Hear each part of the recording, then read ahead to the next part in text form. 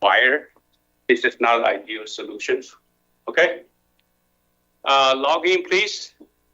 I see many people in the room, but nobody showed up.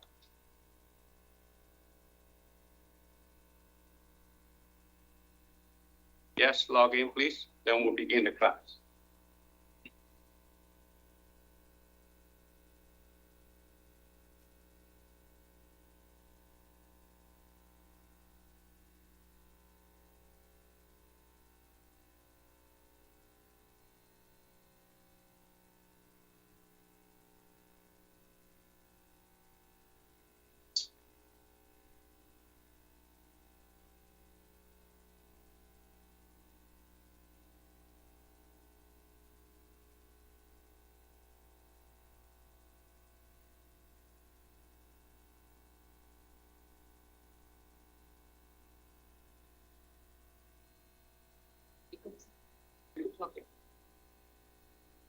How did you make it work?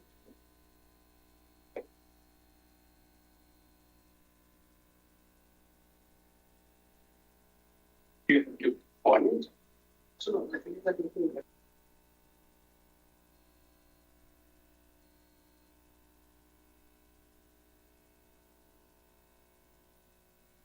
oh, okay. Okay, we will start tonight's class. This is week number 5. So we are now moving to module number 4.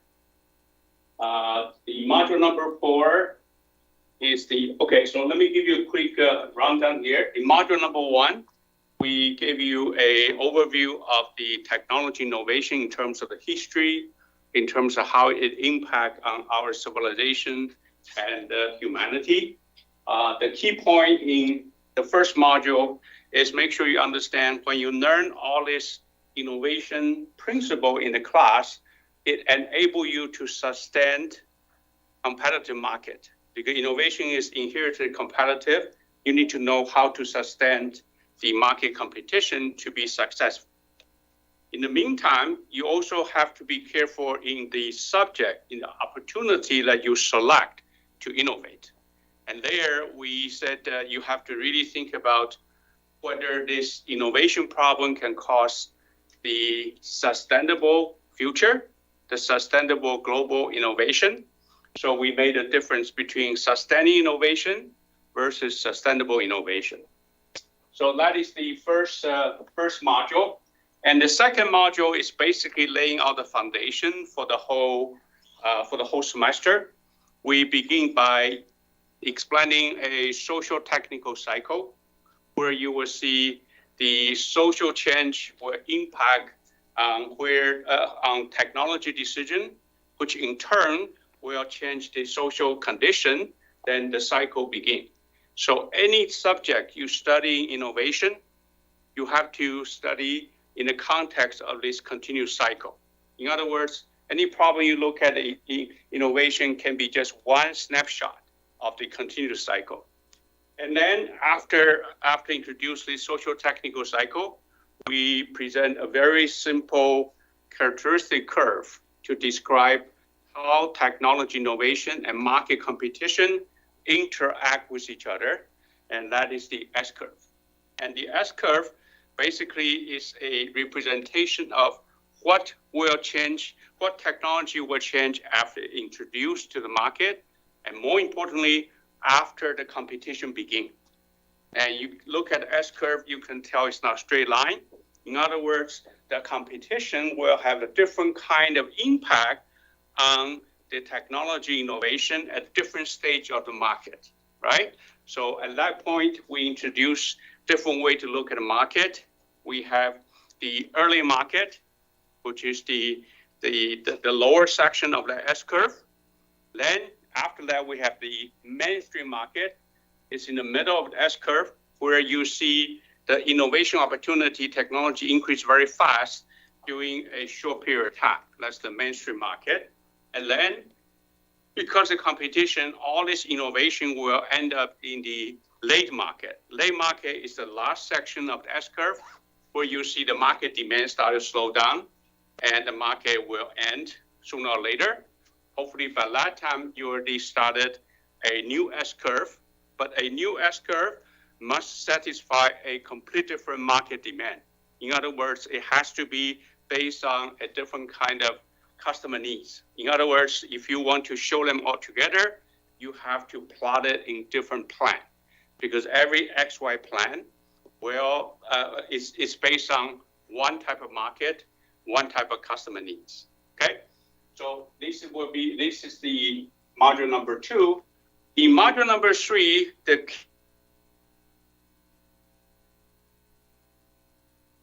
I want to introduce the interim product is because you are trying to initiate a market which does not exist, right? So you have to somehow make assumption. You have to make assumption of the existence of the market. You also have to make assumption of what kind of product feature that can satisfy this market demand. In the meantime, can attract some user. And only after that, you will be able to then grow your market and become a real market. So in the module number 3, we talk about the introduction of the interim market. Now that's the first step. That is the first step of being able to initiate your early market. Whatever you do in this early market, it's all your investment. It is not the market which you can draw a lot of return, because the market is still small. And later on, in the next module, you will see the market still have a lot of competitive, competing product, which has a different functional requirement. In other words, they're not compatible. So the market will not grow very fast. And you have to really follow the quick strategy we introduced you to create the interim product to attract few people, and then make sure they can use your product repeatedly, almost as a habit. Remember, we talk about this hook model, right? And we also talk about that at the very beginning, when you create interim product, you don't want to focus in a lot. You don't want to overdo it. You want to focus your limited resources. Also, in the short period of time, you want to focus on, most importantly, the excitement feature. Okay? The excitement feature are those features that can create pleasant surprise to the user. So you say, how do I know user will be pleasantly surprised? Well, that's why we need to have a good understanding of user preference, which will vary from market to market because different cultural, social condition. And then we need to quickly deploy the product to test it. Again, the assumption of the market demand, the assumption of what will be the excitement feature, they are all assumptions. Unless you actually have real user to use your interim product, this assumption remains as assumption, right? So the way is you want to create a product based on your assumption, you will attract few users into this, and then the user base will grow if your product is good. More importantly, as the user base grow, you have the ability to receive continuous feedback. And those are the real feedback. Those are not just a survey, because they actually use your product. With this feedback, what you can do is to improve the feature or the performance, if necessary, of your interim product. So eventually it becomes a leading product on the market. Because once you start to have all this continuous feedback, once your user small group start to spread the word of mouth and the user community grows, which means what? Your market share grows. At a certain point, other people have no choice but come to your standard. That's what we talk about next, called dominant design, right? So your goal in the early market is to create an interim product quickly, cheaply, and then attract few users, expand your market share to become dominant design. Once the dominant design is being established by the community, the real competition can begin. That's where you begin the mainstream market. And that's where you can start to really improve your performance, competing on price, and you're making profit to pay for the investment early on, okay? So this is really the whole idea in the initiation of the market, that is by introduce the interim product, okay? The interim product, we said, has to be strategic. So you don't want to focus too many. You want to focus on the thing that really get people excited. It also has to be very economical. So we talk about the viable product model. In other words, you want to make sure the product has, we call minimal variable product, right? Minimal means minimal feature. You don't want to overkill it. Viable means that you only need to have the enough performance for the feature to work. You don't want to overdo that. And certainly you need to have some basic feature that will basically ensure your product can function, right? Now, we also talk about at the end, in the last module, about the hook model, right? The hook model is the way that you can design you can strategically design your user interface so that the user experience can build up in your customer's mind as a habit. So they keep using that. If you don't have that ability to keep them on your product, very likely they will shift to other people's product, right? Because at this moment, you find out the user who are attracted to your interim product, they are not really the user we call the rational user. They are not rational user because they don't really bargain the price with you. They don't care much about the performance. Instead, most of these early stage user, we call lead user, they are emotional user. In other words, they attract to your product because they have emotional response, and they also become your lead user, give you feedback, you just like it. They feel this is really something they want to do, okay? And only after you move to the mainstream market, you will have a chance to really deal with the rational customer. When you have a rational customer, they will really pay attention to the performance price ratio, right? And that's really how you start to do innovation differently. Now, speaking about the hook model, this is a very interesting book. Again, I don't recommend you buy book for the course, right? But you can really go to the web to find a lot of very interesting references. It turns out that there's a complete new discipline called persuasive technology. It's very interesting. If you look at many of the examples in here, they use most of this example coming from software industry. How do they build a software interface that people can really start not only get attracted, but looking at the user's response to the interface, they can actually collect a lot of information to improve the user experience. So there's a lot of very interesting things. Now, it is only recently that this kind of persuasive technology being applied to hardware product, okay? Because a lot of hardware product today, as you know, hardware, software, really many products integrate together. So they leverage the power in the software side, and now they are able to create a product which are very addictive. Now, you remember earlier we talked about the Tamagotchi example. Today we're going to hear your idea. And you have to realize when people are hooked to something, it relates to a lot of the emotional response, right? So there's a reason they get hooked on this, and you have to design a very interesting cycle. And it is this psychological cycle that get people hooked to the product, and they will continue to use the product even without much effort. Remember in the Tamagotchi cycle we talk about is attraction and action and reward. Attraction, action, reward, right? That's a cycle, okay? So there are many different cycles you could think of. The important thing is make sure you design the interim product in such a way that the user can try it once, get excited, and try again. Try again, that's the important thing, right? If they try once, then they get excited and they walk away to try some other product, you have no lead user to give you feedback. Got it? Okay. Okay, so now we come to module number 4. Now, module number 4 is the second module about the initial market.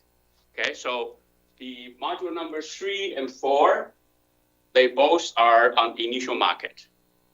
Module 3 talk about interim product, and module 4 talk about, okay, suppose now you have created interim product, and your interim product is now introduced to the market.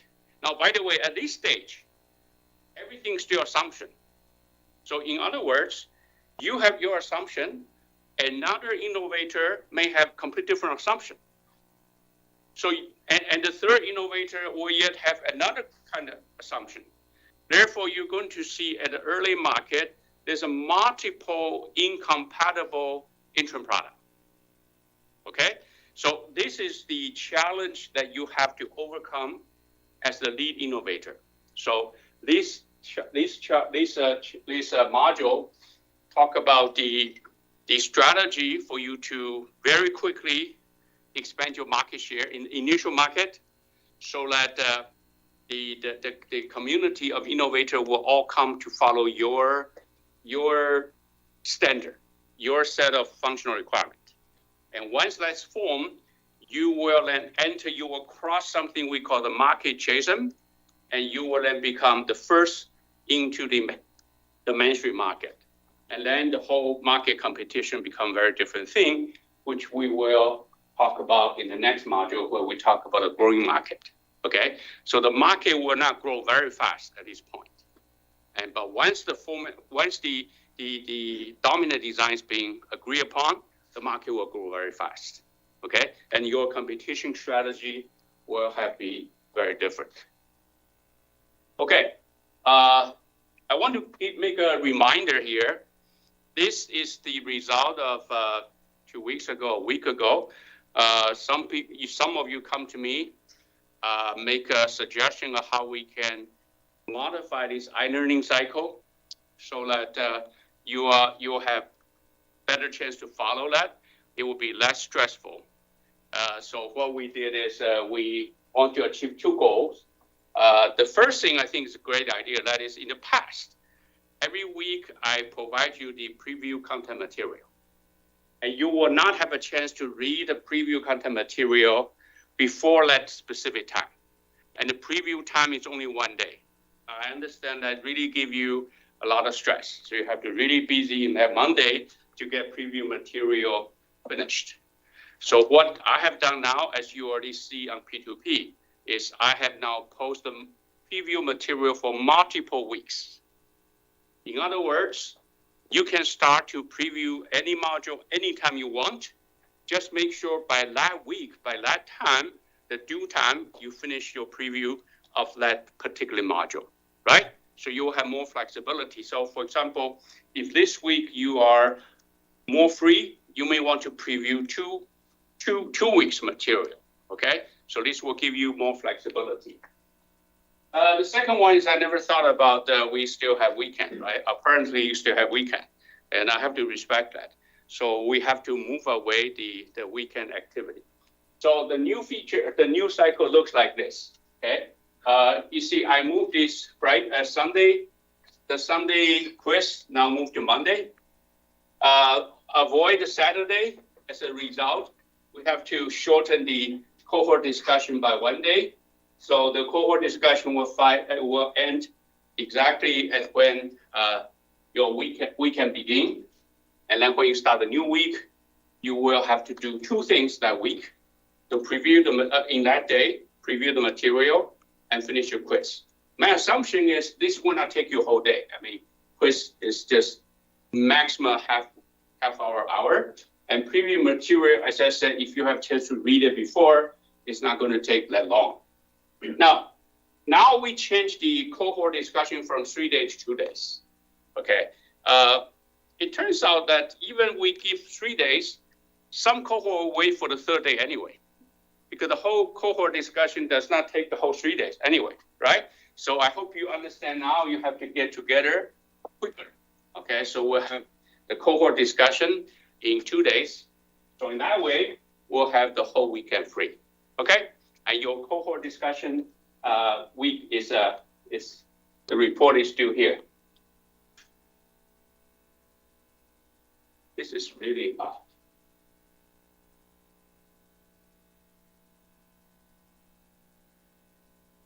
It's supposed to be the best clicker.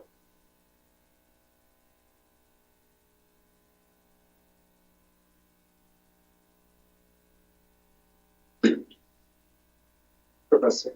Yes. For the live lecture PowerPoint slides, could you also post those? For what? For the live lecture PowerPoint slides, could you also post those before lecture? I can try, but it's hard. The reason is I have very bad habit to make changes all the way until the last minutes of the slide. Actually, if you follow that, if you download the slide in the morning, it's actually slightly different than the slide now, because I just cannot help it. So I just keep monitoring this slide. So if you check my slide with previous semester, it looked different. The reason is the topic we talk about here change every day. So there's a lot of new information as I learn, I like to put in there, okay? Thank you. So what we have done is we have made those changes, okay? Now, I understand, although I post these things on the P2P system, not everybody have seen it. So I understand there's some confusion. So as a result of that, we will start to enforce this cycle starting from this week. Because now I have announced in the live class, there's no excuse not to know this, okay? Any question? Yes. So sign up with my cohort, we submitted it just a couple minutes late after, because we realized that it was due on Friday instead. Can that be excused? So you submitted here? Yeah, we literally submitted at 12:30. There? Yeah.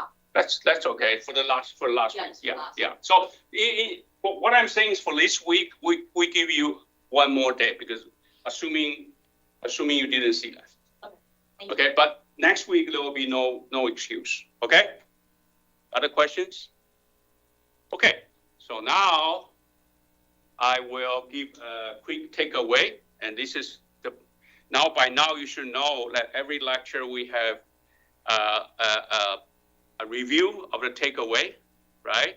Then we will begin the new material. Okay. So remember last module we talked about interim product, right? The interim product is really try to plant a seed to validate initial market. The reason that's important is any successful innovation has to be able to pass the initial market to become a leader in the mainstream market. That's where you receive the return of investment, right?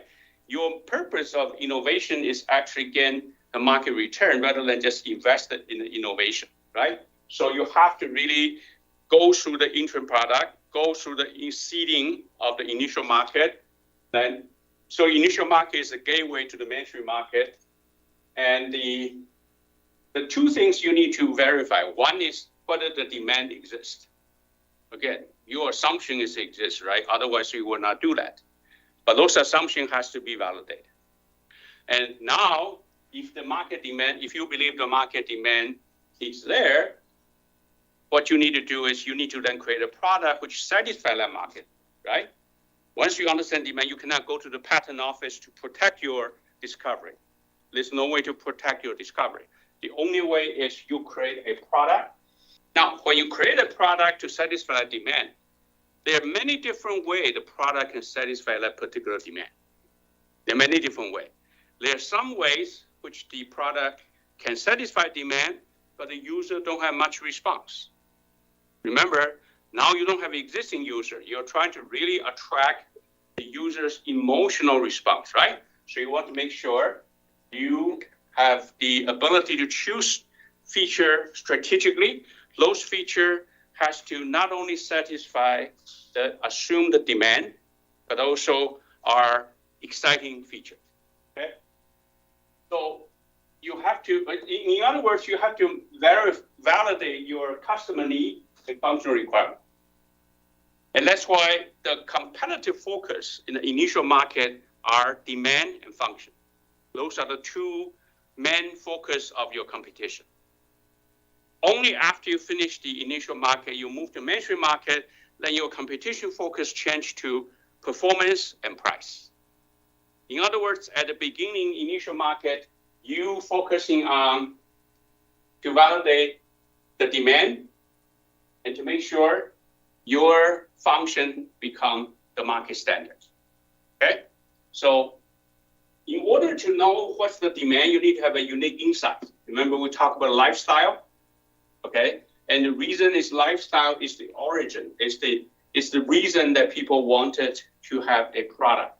Remember we talked about the who, why, what, how. So the lifestyle is the why people want to have that product.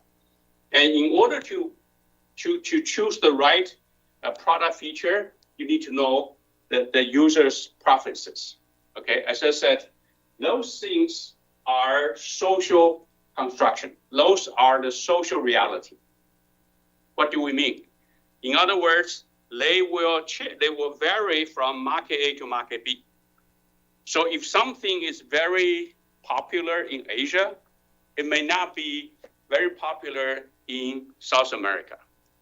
Now, that used to be a very clear case, but today, with all this social networking around the world, that difference is getting smaller and smaller. But still, you have to realize all these two things are social reality. Social reality means it is your judgment, right? It is not about the physics, right? Your judgment, not only your judgment, you have to now you have to use your judgment. You have to have other people to agree on your judgment. Remember, social reality is based on agreement, right? Social reality is not based on the laboratory test. It's based on agreement. So the idea here is you propose something and you want the user to agree that this is a good thing. Then you succeed in the initial market, okay? That has to be quick, has to be simple, and has to be addictive. And the reason being quick is obvious because whoever comes to the market first will have a lot of advantage, okay? Simple means you want to minimize your investment. You don't want to over-invest on this. And addictive means that you want to have continuous feedback, okay? So the quick and simple, okay? And then finally addictive. These are the product development cycle. And now, suppose you have the interim product. This comes to this week, okay? So what do you do next? Next, you have to fight for the standard battle so that you will be the first to cross the chaser. Okay, so that will be the battle that you have to fight with other innovator who also find out this is an interesting demand, however, has a different assumption about the product feature. So they come over here. In other words, while you try to attract initial user with your interim product, the other innovator will also use their interim product to attract initial user. So you have to win the competition, okay? So what you need to do is when you are able to attract some initial user, you have to be very smart because then those initial user, especially their feedback, become your competitive advantage compared with other innovator whose interim product doesn't have a lot of feedback, okay? So you have to really do the strategic improvement. You have to do focus improvement, okay? Because the hardest thing is to really know what the customer want, right? So now you already have this initial customer, might as well ask them what they want, and then you can focus on that. So a lot of people nowadays, they talk about using some customer as part of the development team.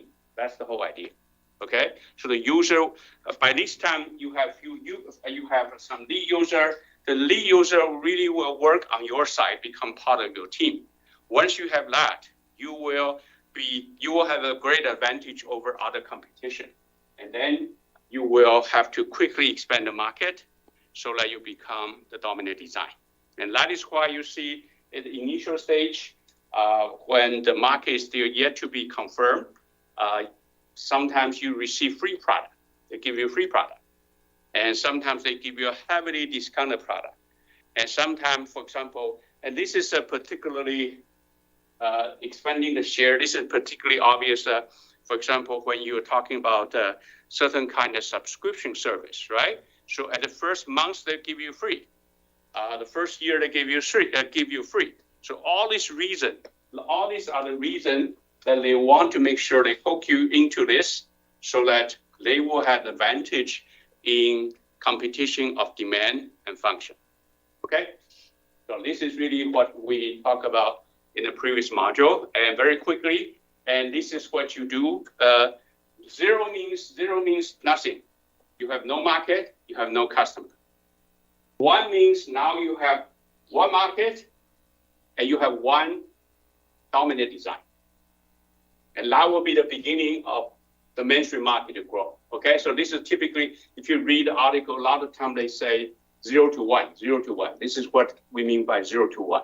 Okay, again, the 0 to 1 is really a process to validate your assumption, right? So you have to create an interim product based on your assumption. Then you have to validate the assumption by market agreement. Okay, so this is an early market to establish a mainstream market. Again, initial market is the gateway to mainstream market. There's no way you can suddenly create an initial market. Now, suddenly create a mainstream market. Now, the period of initial market could be could be short, could be long. Okay. In the preview material, I think you have a slide talk about how long it takes to achieve the dominant design. The answer is varies. Okay. In the old days, it take a long time. But in the information age today, the formation of interim product can be very fast. Okay, so you have to really be quick, and you have to really be smart in fighting this early market. Later on, at the very end, we're going to talk about cases where, because the change can be so fast today with a lot of new technology, so there could be a chance. There could be a chance that a second comer can come in to disturb your established dominant design, so that the dominant design can be slightly modified by another innovator. But that's a really a special case. So right now, when we talk about dominant design, we mean a design agreed upon by everybody, and then after that point, everyone have to follow that agreement. Okay? So what you do is you make assumption, you strategically develop the product, you make the very simple product, don't overdo it, and then you want to make the product very attractive, and then you improve. And here is really why you want to go through this. So you don't want to overdevelop all the feature, all these things, because the feature the customer may not want it, right? By this stage, you already know what customer wants. You can then develop your resources to do that. Okay? So yes. So what product features are important for interim products? Would it just be As I said, basic and exciting? it has to be excitement feature, right? However, only excitement feature may not be sufficing, because remember we talk about a basic feature. Basic feature are the basic function for the thing to work. For example, if you build a car, you cannot simply offer very exciting driving experience without a braking system. That's a basic feature, right? Remember there's 3 kinds of feature from basic feature. Second category is called performance feature. And then the last one is excitement feature. Now, the excitement features serve as a purpose of sort of ignite interest. Just get people interested in this. Basic features serve the purpose of making it work, right? Otherwise, the user won't even accept it. It is only after you have the user, you will then focusing on the performance feature. Because then you will know exactly how much performance they want, what kind of performance they want. That's after the Exactly. But doesn't mean that at the initial stage there, okay, this basically saying if you have basic feature, performance feature, excitement feature, in the early phase, you're focusing on excitement feature and basic feature. And then you start to improve the performance feature of your dominant design. Got it? Okay. So any other questions before we move on? Okay, so now we are at this stage, okay? Now we're going to talk about how do you expand this to become a dominant design. Okay, so this is module 2.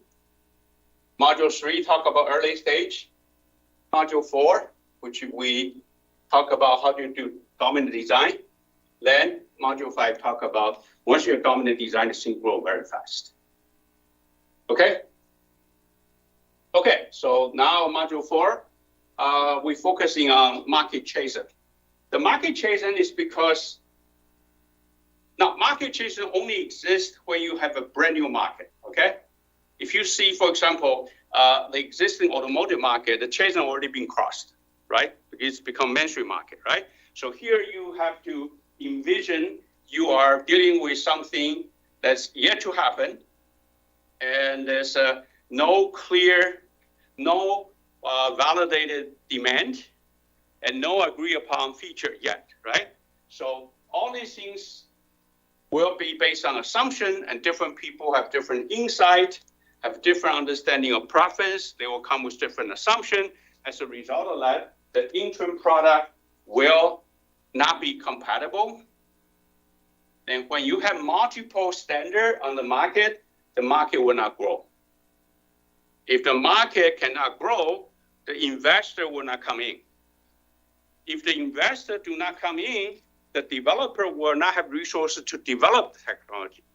So you can tell this really start to go into a vicious cycle, right? No customer, no investor, then no development resources, then no customer, so the things eventually collapse. So in order to avoid that, we have to sit down. We have to sit down to agree upon one set of product feature. And the question now is it your feature or my feature, right? Remember, these are based on agreement. This is not based on performance.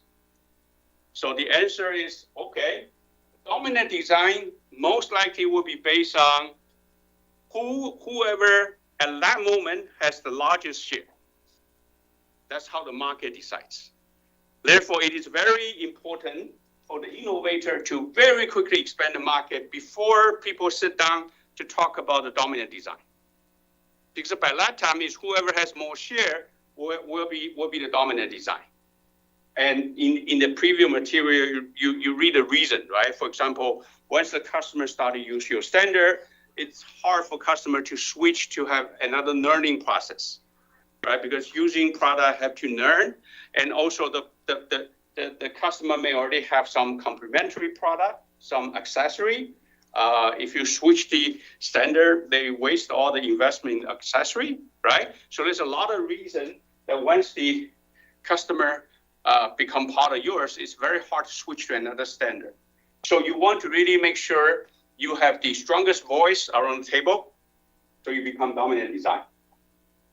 Okay, and then we talk about once you have dominant design, you want to be able to cross the Chazen. And once you cross the Chazen, the market nature, the nature of competition, the nature of your customer, the nature of your innovation strategy will completely different. And that will be the beginning of our week number 6, okay? Okay, we have this random pool, okay? And here's the reason I want to have a random pool. In the past semester, I always post some interesting article on the general channel, and we get a lot of likes, a lot of comments there, which I think everybody enjoy. For some reason, this semester, now we are in the week number 4, I don't see a lot of response to that. So I want to know the reason. Either those articles are not of your interest at all, or you're just too busy, or have you read it? Now, I would expect if you have read it, you will find out the reason for this article. Probably you can put some sign, some reaction, so we know how many people actually have read it. So I want to give you this poll so that you understand it is purposefully done. It's not random post there, okay? For example, just give you one example. Anybody has an iPhone 15 now? Nobody got it? Okay, if you got it first, let me know, okay? I saw it in the lab, but I haven't really got it in one yet. It is user standard USB charge. Now, that's a big thing. What does that mean to our class? Just talk about dominant design, right? That's a perfect example, okay? But before that, Apple was still fighting, because you may question Apple and say, hey, why do you want to have this different charger? What's the point? People have a lot of USB, right? Why do you want to have that? Well, because Apple was hoping to become the dominant design. You see the whole point? So it's not a matter of Apple just happened to choose this Apple charger called? Lightning cable. Sorry? Lightning cable. Lighting cable, yeah. They have this strange lighting cable, okay? It's not because lighting cable is any better or, well, they can tell you it's better, but the real reason is Apple do not want to give up the opportunity to become dominant design. Yes.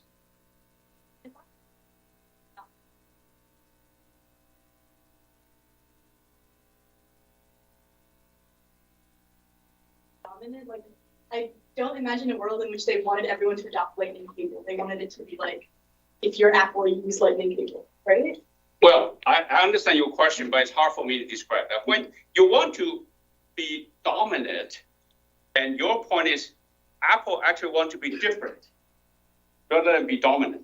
Is that what you're saying? Kind of, because like they don't want other companies using Lightning cable. Yeah, but they want you, right? They want a customer. Okay, they want more You customers. mean dominant and like more Apple. Remember, dominant is about market share, Sure. right? So, for example, if you already have the lighting cable, if Apple insists that they will stick with lighting cable, if Apple 15 will be lighting cable, then the customer will have a very difficult decision whether they want to jump to Android or not, right? Because that will be a major decision. The reason is once they decide to jump to Android, they have to throw away all this lighting cable, okay? So from Apple's point of view, insisting on this dominant design, or better yet, to expand that, will ensure they can keep those people already there. You see the point? Okay? Now, right now, Apple probably decided, hey, this is a battle probably not worth fighting. Why? Because even with different charge cable, you can tell the Android phone really improved a lot, right? So at the end, you'll find that, yeah, you're fighting this battle, but this doesn't, the result of this fighting doesn't matter much. So, okay, might as well. So they changed to USB, right? Okay? Yeah. Do you happen to know if that was also like environmental considerations so that? Well, they always tell environmental, Yeah. yes. But I tell you, it's really a business decision. At the end of the day, it's really business decision. I know that the EU is forcing companies Hey, to yes. have, Yes. You see, again, once the trend go that way, it's very hard to resist it, right? So now government intervention come in, okay? Although we said in the classical dominant design, it's not enforced by government, okay? However, at a certain point, the government can sort of motivate the developer to go to one standard to avoid the waste or something. So EU, as he pointed out, the EU has already passed the law, you have to use USB rather than the lighting cable. Yeah. Would it have been a better business decision that Apple just removed a charging slot altogether and switched completely to magnetic chargers? Oh yeah, that'll happen. That's happened. Actually, the battle of USB and lighting cable, I think another 2 years will go away. Because at the end, all this wireless charge, right? Well, what do you don't really need any kind of differences, right? So yes, it will happen. So you can tell that every step they have to fight different battle, but they have to be smart. At a certain point, when the battle already moved forward, you don't want to stick in there. But if you stay there, nobody will care. Okay? I think in the preview material, the most obvious example is the fight between VHS and the beta, right? Probably you are too young to know that. Anybody has a beta tape? Okay. You go to eBay now, people buy this for collection, okay? The beta tape is much smaller, okay? And also the picture is very crisply clear, okay? The VHS tape actually came out late. So beta actually was really the market dominance for a while.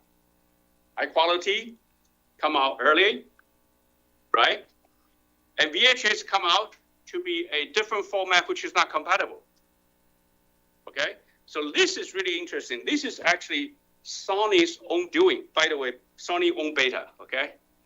This is really Sony's own doing. Then afterwards, they realized they just made a terrible mistake. The reason is Sony did not realize the reason people buy this tape is to record the show. You see the point?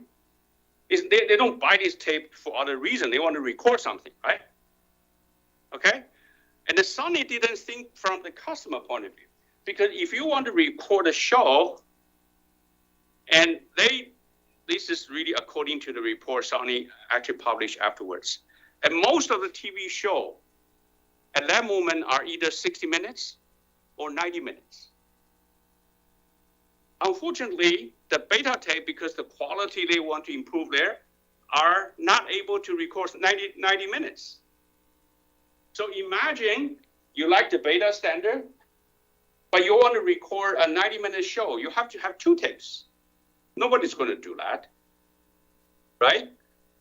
As a result of that, people go to VHS because in one tape, they can record multiple shows. And then because the market share started to shift, they give VHS developer much more resources to quickly enhance the quality. And beta, doesn't matter how good is your performance, nobody will care. And this is a good example of why, at the very beginning, you want to really focusing on what customer want, what customer tells you. Remember we said that's the reason for you to have an interim product, right? If you do not listen to the customer, you keep saying, hey, we have the best technology. We want to make it better. So you keep improving your performance, right? Better perform tape. Nobody will care, okay? Because that is still at the early market, you have beta and VHS. So now, the dominant design form, everything goes to VHS, right? And you can actually talk about many of such things. For example, the storage standard, okay, has evolved a lot. And the most example someone may ask me, hey, is it movement of cellular 3G to 4G, is that dominant design? Or 4G to 5G, is that dominant design? You understand my question? Is that dominant design? No? It just upgrades the same market. It's not really a blue ocean market. Very good. That is really technology advancement. Yeah. It's not about dominant design. So you have to really understand the difference, okay? The dominant design is about the standard to make the things more compatible, okay? How about the difference, the cellular, the cellular network has 2 kinds, CDMA and GSM, right? Is that dominant design? CDMA and GSM. You understand what we talk about? Anybody has a Verizon? Okay, you are CDMA, right? But, recently Verizon gave up. Verizon said now we have both, CDMA and GSM. The reason is, in the early days, as you know, CDMA and VHS, GSM is not compatible. So in that market, you still have 2 multiple incompatible standard, right? But at the end, you can tell GSM become more popular. Why GSM become more popular? Why? SIM cards. Right, because the CDMA, the SIM card is actually built in your phone. In GSM, when I travel to different country, different city, I just swap the card, become SIM card, right? So now CDMA also use SIM card. And the reason is, why CDMA give up? The market asked for it. Okay, that's why I give you many examples to show that it is really important at the early stage you listen to the market and you try to hear what the market tells you and you focusing on that. Okay, early days Verizon keep advertising, say, hey, CDMA has a wider coverage and all these things. Well, it may be true, but it doesn't matter at the end. Is that clear? Okay. Oh, I didn't see the survey result. I just want to remind you, if you have time, it will be fun to read this article and put your idea into there, okay? Jeez, went to sleep again.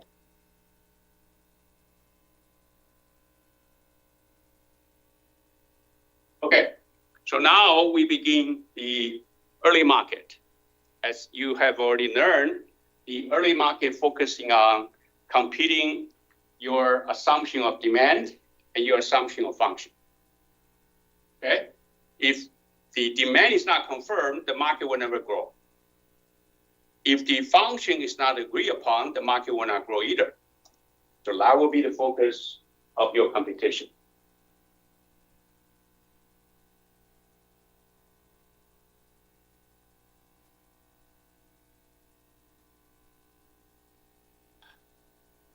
We should do, you have to reload it?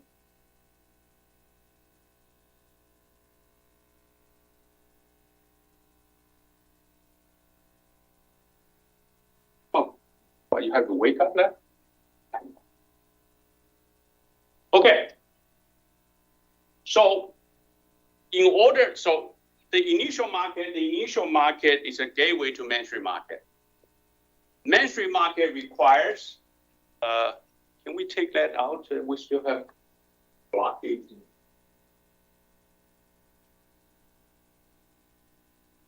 Got it? Okay.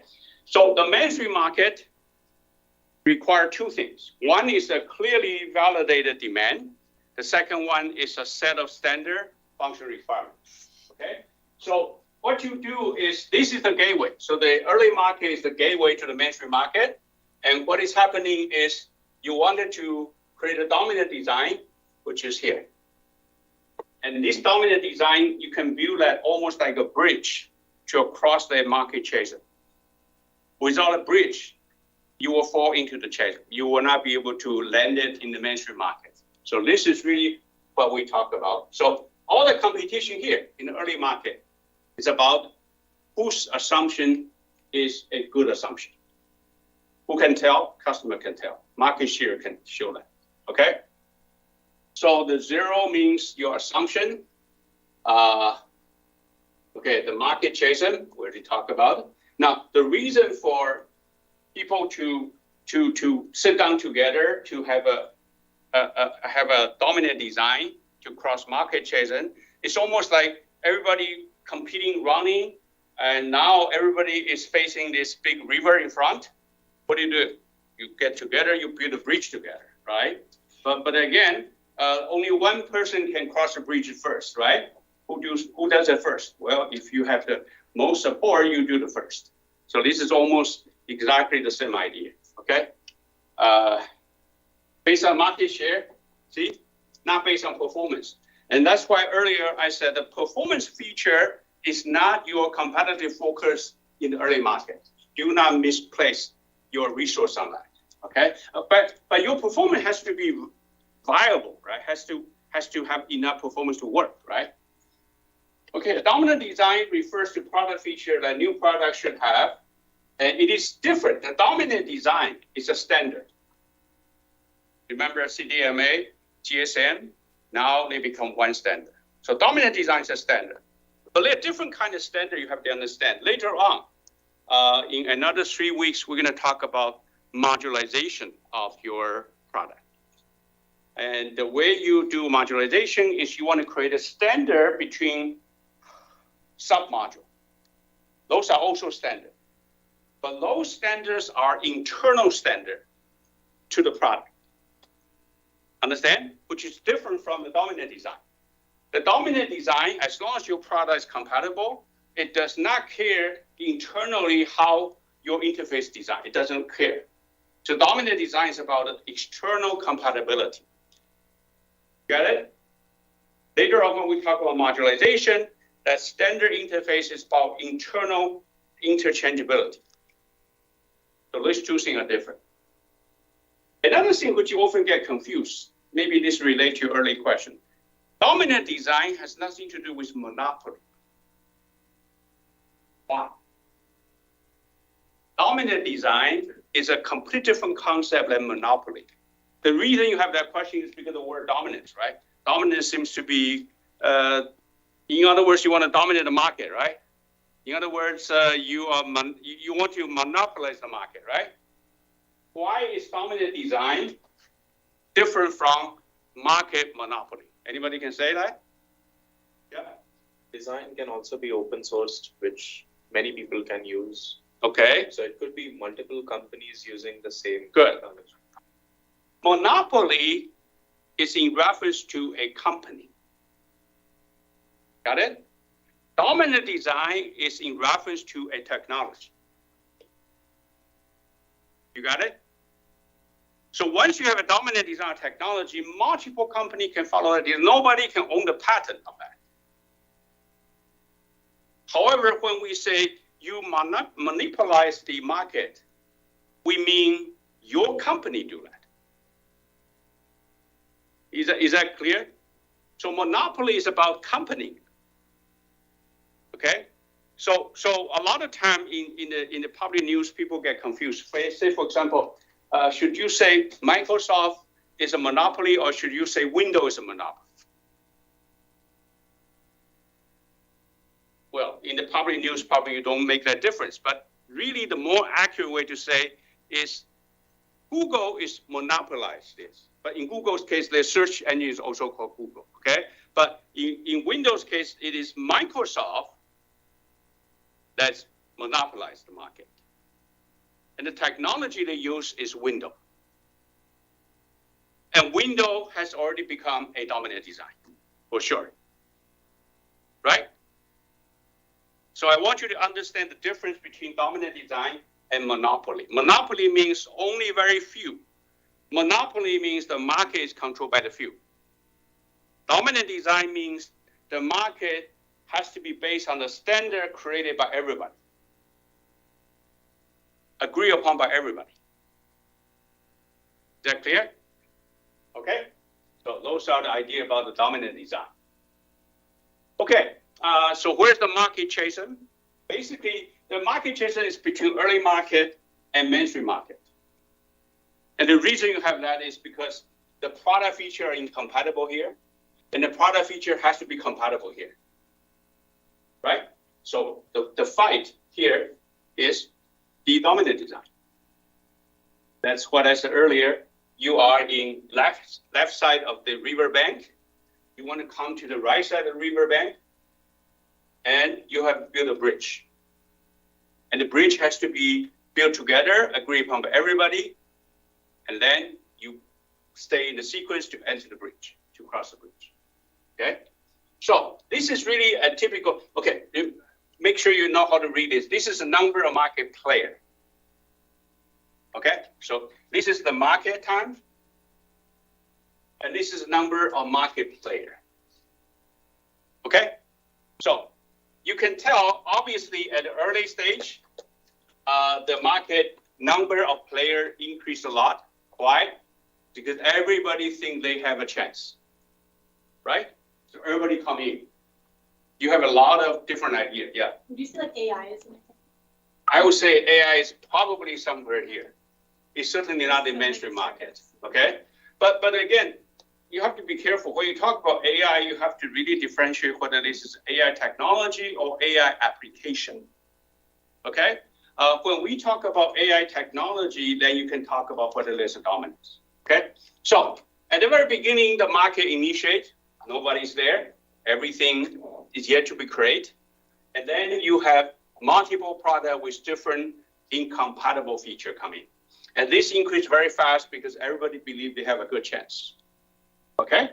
Now, these things will shoot up very quickly, and somehow it will reach a peak. Okay, it become too crowded, or for some reason it will reach the peak. There's no way you can keep going up. Because if you keep going up there, everybody dies, right?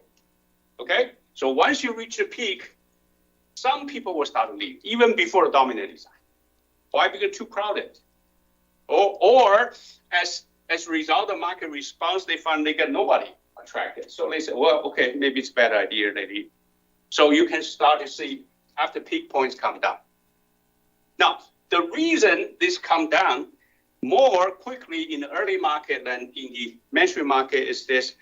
Early market has a relatively lower entry barrier.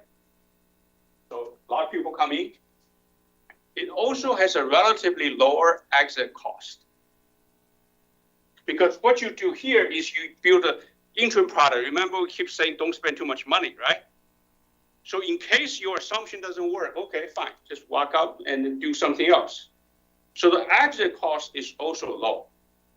As a result of that, the entry barrier is low, the exit cost is low. You see a lot of traffic here. People come in, people leave there. That's the nature of initial market.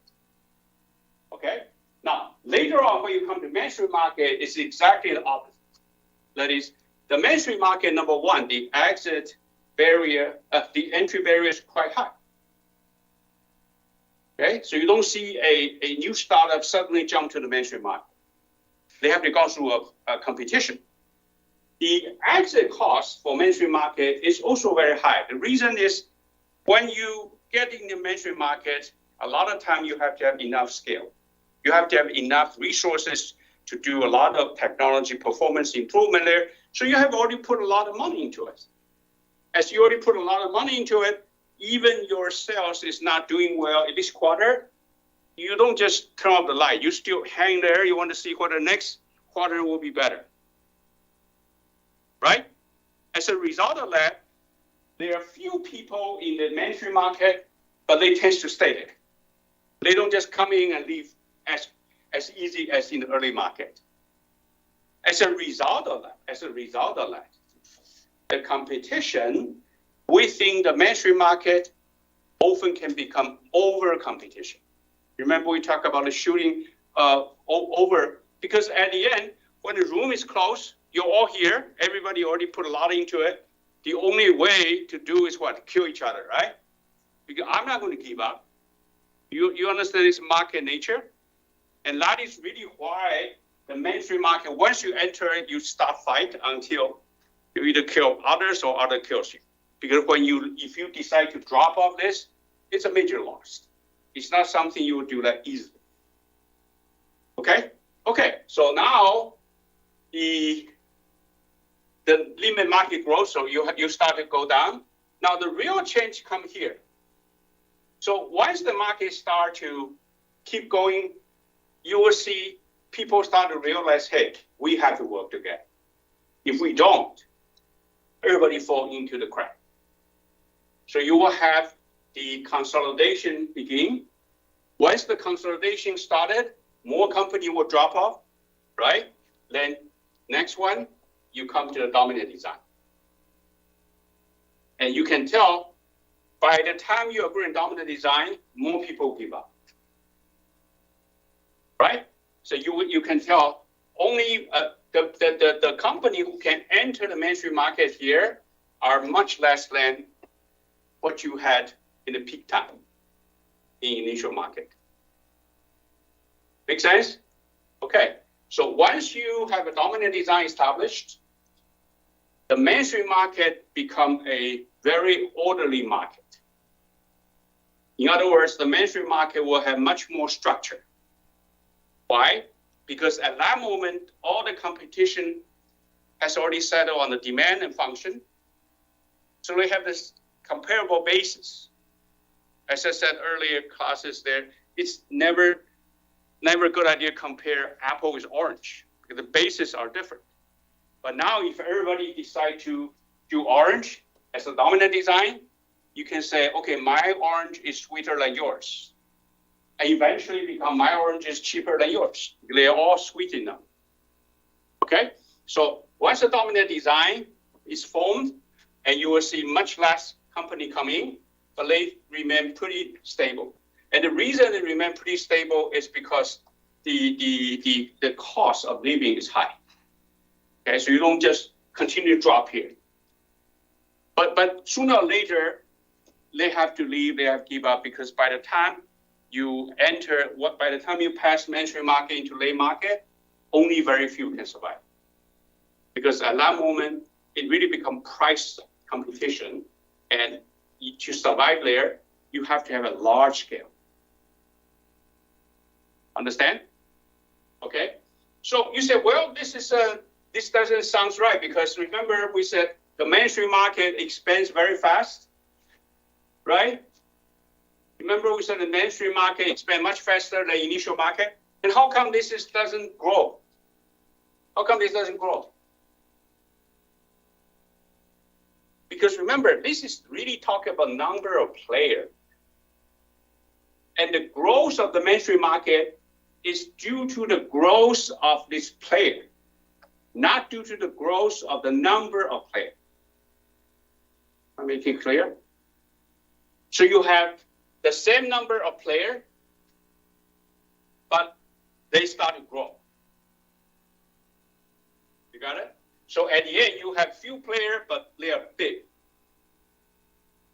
That's why by the time you are in late market, there are really very few players. They're really giant. Okay? So this curve does not validate what we said the mainstream market grow very fast, because that grows. So the number of players remain relatively stable, but the growth is really due to the size of these few existing players. Got it? Okay. So this dominant design is formed within this chaser. Again, see that the bridge. And once you cross this, the size matters. Once you cross this, size matters. The resource, how much resource put in there, how much resource you have matters. Before that, idea matters, right? Your assumption matters. You got it? So now the chaser really is making the market completely different. In order to compete here, you have to have a resource, you have to have a scale, you have to have enough R&D department. Here, you probably need to just have a workshop, 3D printer, and a good idea, right? And particularly if you talk about software product, you can do easily here. You get the point? And that's why later on when we talk about who can do what and when, you will see most of the individual innovator, the best chances here. It's very rare for individual innovator to be able to introduce something, come over here. Very rare. Make sense? Okay, questions? Okay, so what is a dominant design? Dominant design is that bridge, right? It's that bridge. Chaser is that river, right? So dominant design is a de facto standard. It's not imposed, it's not supposed to be imposed by any artificial force. Now, this point is actually important because today, as you know, we actually have a lot of trade barrier. We have a lot of import tax, all different things there. That sometimes actually violate what really you want to do in dominant design. But again, that's politics. Okay, that will certainly have limitation. But in the ideal world, dominant design is a de facto standard, is a consensus without without government intervention. Okay, so this is a community-based consensus, okay? And the reasons for collective survival, everybody want to cross river. If they don't build a bridge together, everybody just die, okay? So this is for collective survival. And an early market without a dominant design cannot last too long. Imagine there are many people running toward the river bank. If those people in the front, they don't really cross river, they get pushed into the river, right? So this is really for collective survival. And the functional requirement is what's decided on the dominant design. So therefore, it is about the function. It's not about performance. That's why when you come to the dominant design, sitting on the table to talk about that, you really cannot say, hey guys, mine works the best. Instead, you should say, hey, my feature has been used by most people. That will be the dominant design. Okay? This is really not based on the best performance, okay? Later on, we're going to talk about why this is the case. It seems the best performance is always good, right? But it turns out at the initial stage, particularly the initial stage, the reason the customers stick with your product, certainly performance is a reason, but it's not the only reason. There are other reasons for them to stick with your product. So it is something we call a total product value that matters. And performance, which we often call utility value, is only part of that. There are other considerations, how compatible it is, right? So all these things tells you that performance is only a component. It is not a deciding factor for dominant design. And dominance is based on the market share. Okay, now because you want a dominance, so normally it's what? Over 50%, right? So whoever has a over 50% market share. Now, remember though, by that time, the market is still rather small. But no matter how small, you have to be dominant. You have to be over 50%, okay? Okay, now this is interesting. Now, suppose you said a dominant design has to be more than 50%. Does that mean that every market only have one dominance? How come? You understand the question?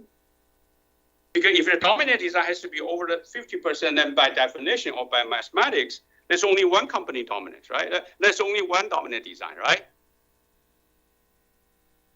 However, in some cases, some rare cases, okay, there are possibility for multiple dominants to coexist.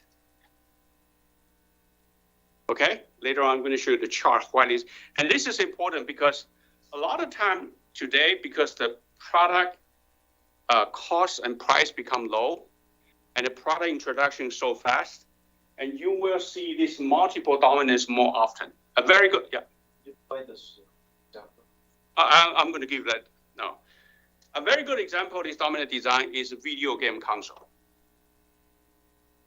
How many of you actually have both Xbox and Nintendo, right? You understand my point?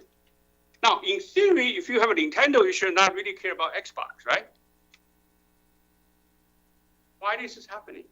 Why people want to buy Nintendo and Xbox, which obviously not compatible?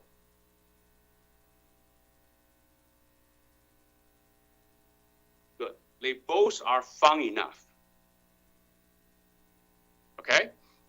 This relates to what we're going to talk about, total product value. In other words, they both by themselves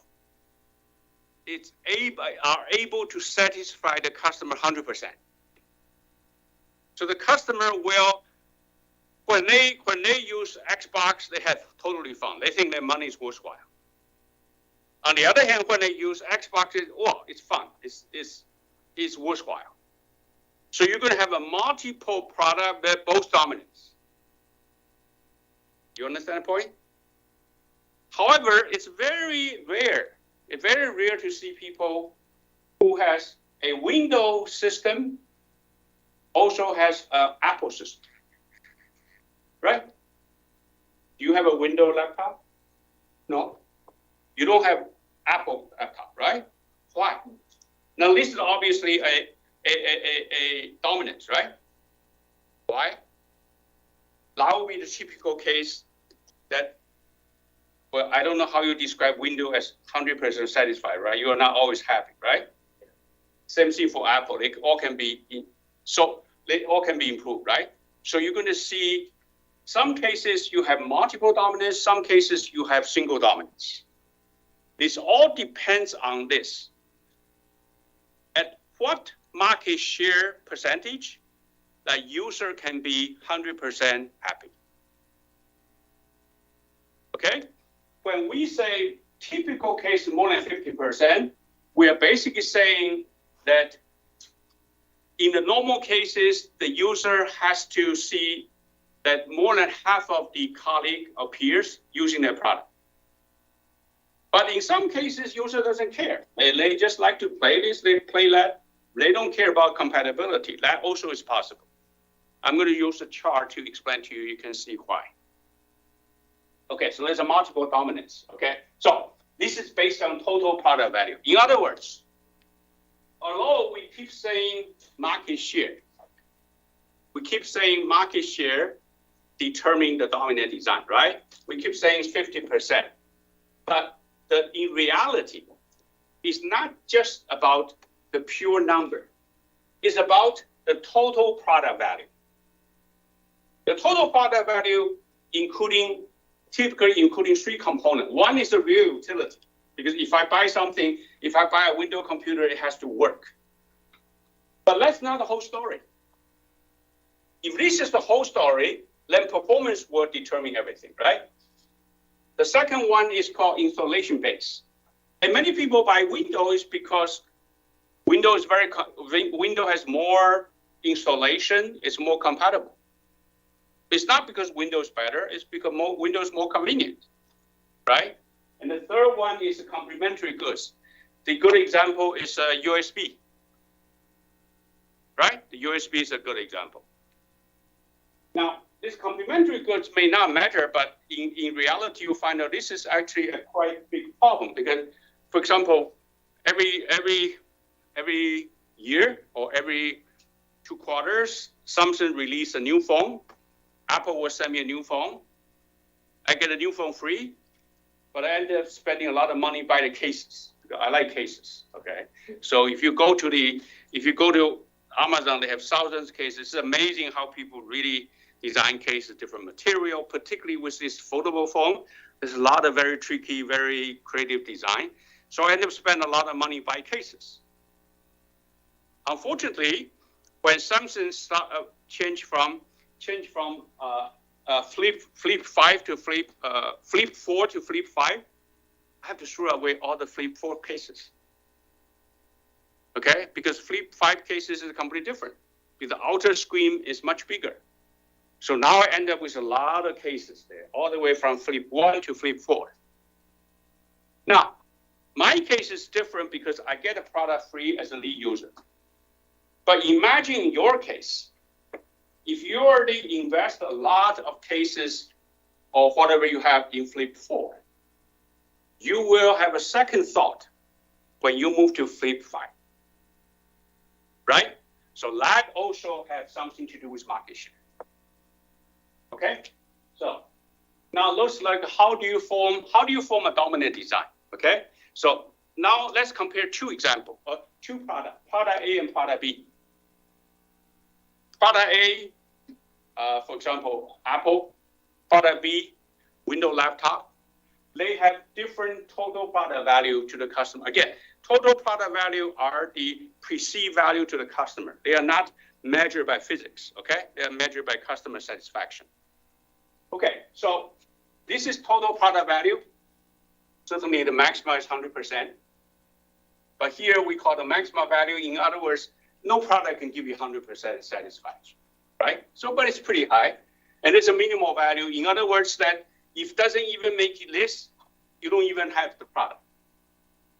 Okay?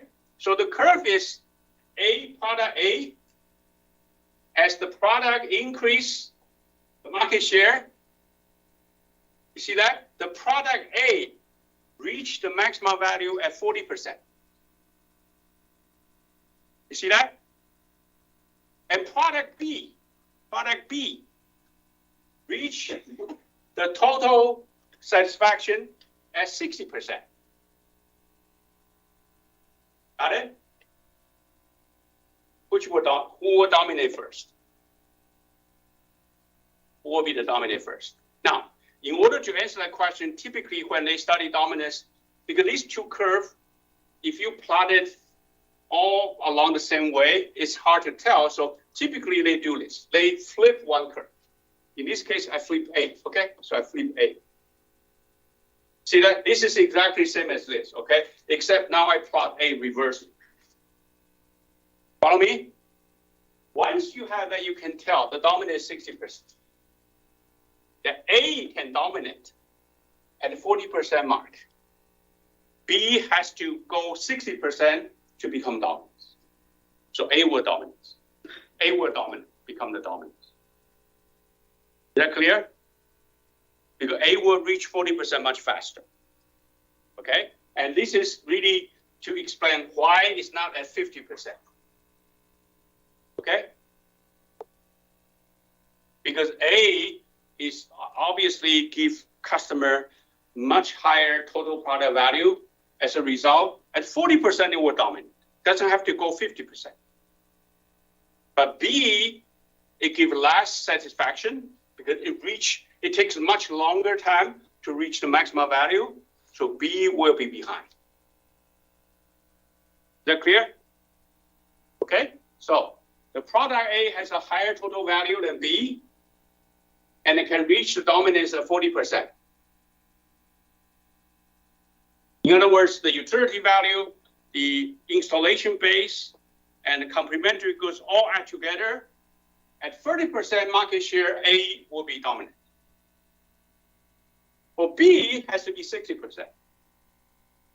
Therefore, if all other things are equal, A will dominate before B. Make sense? Yeah. Can we have a small example of A and B?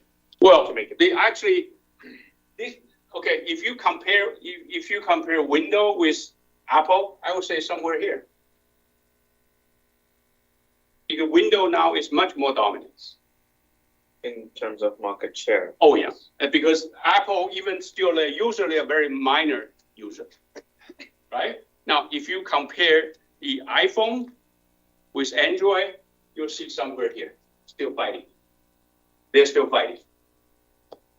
You got it? But then can we also add this, another factor that most of the Apple users would be more satisfied with the Mac in terms of the customer survey? Later on, Yeah, we're going to Windows. talk about the ecosystem. Mhm. Apple is a very interesting company. They are one single company fighting for whole community. Why? Because Apple, it's only Apple. Nobody can license Apple's product, right? The other hand, in the enemy camp, everybody uses the same operating system. Hardware can be completely different, right? So how Apple can be a single company fighting the whole group? How can I do that? Well, Apple's strategy is different. Apple say, hey, I am not just a computer company. I'm also a phone company. I'm also a watch company. I'm also a whatever music company. Apple also have Apple Pay, by the way. It's a service company, right? So Apple's idea is, if I create this has to be closed ecosystem.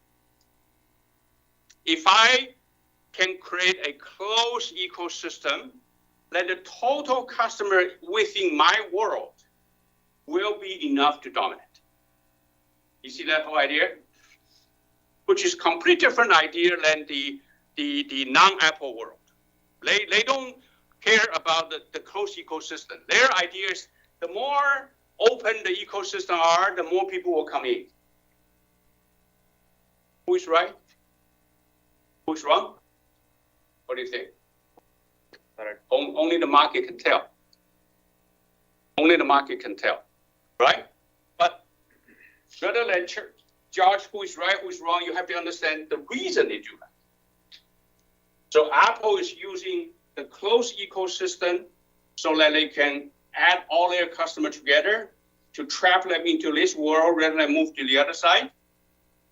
They hope to, by growing this, in other words, if they do, in theory, if they do better in Apple Pay, they will sell more iPhone. That's their theory. You got it? But on the other hand, people also have another thought, say, hey, if you leave your ecosystem completely open rather than closed, everybody will dominate. Everybody will come in. So as a result, you become much better. You become much bigger. Okay? Now, this is current battle we've been fighting. However, if you zoom in to look into individual product, you remember Apple have to have a group of product, right? If you look at individual product, for example, laptop system. That is, if I don't look at phone, I don't look at anything else. I just look at laptop and laptop. The battle is already gone. If you look at the Apple laptop now, is less than 10%, 5%, I would say. Okay. By the way, many people think Apple phone, even the phone, are still dominant. That's because you live in United States. Let me tell you, if you travel around the world, very few people use Apple phone. Okay.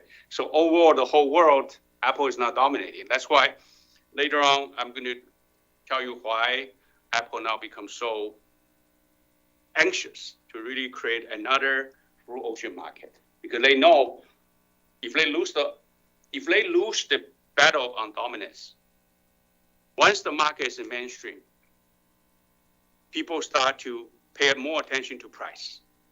Apple is not a company can produce cheap product. Never. They cannot do that. Yes. Is that going into extended reality?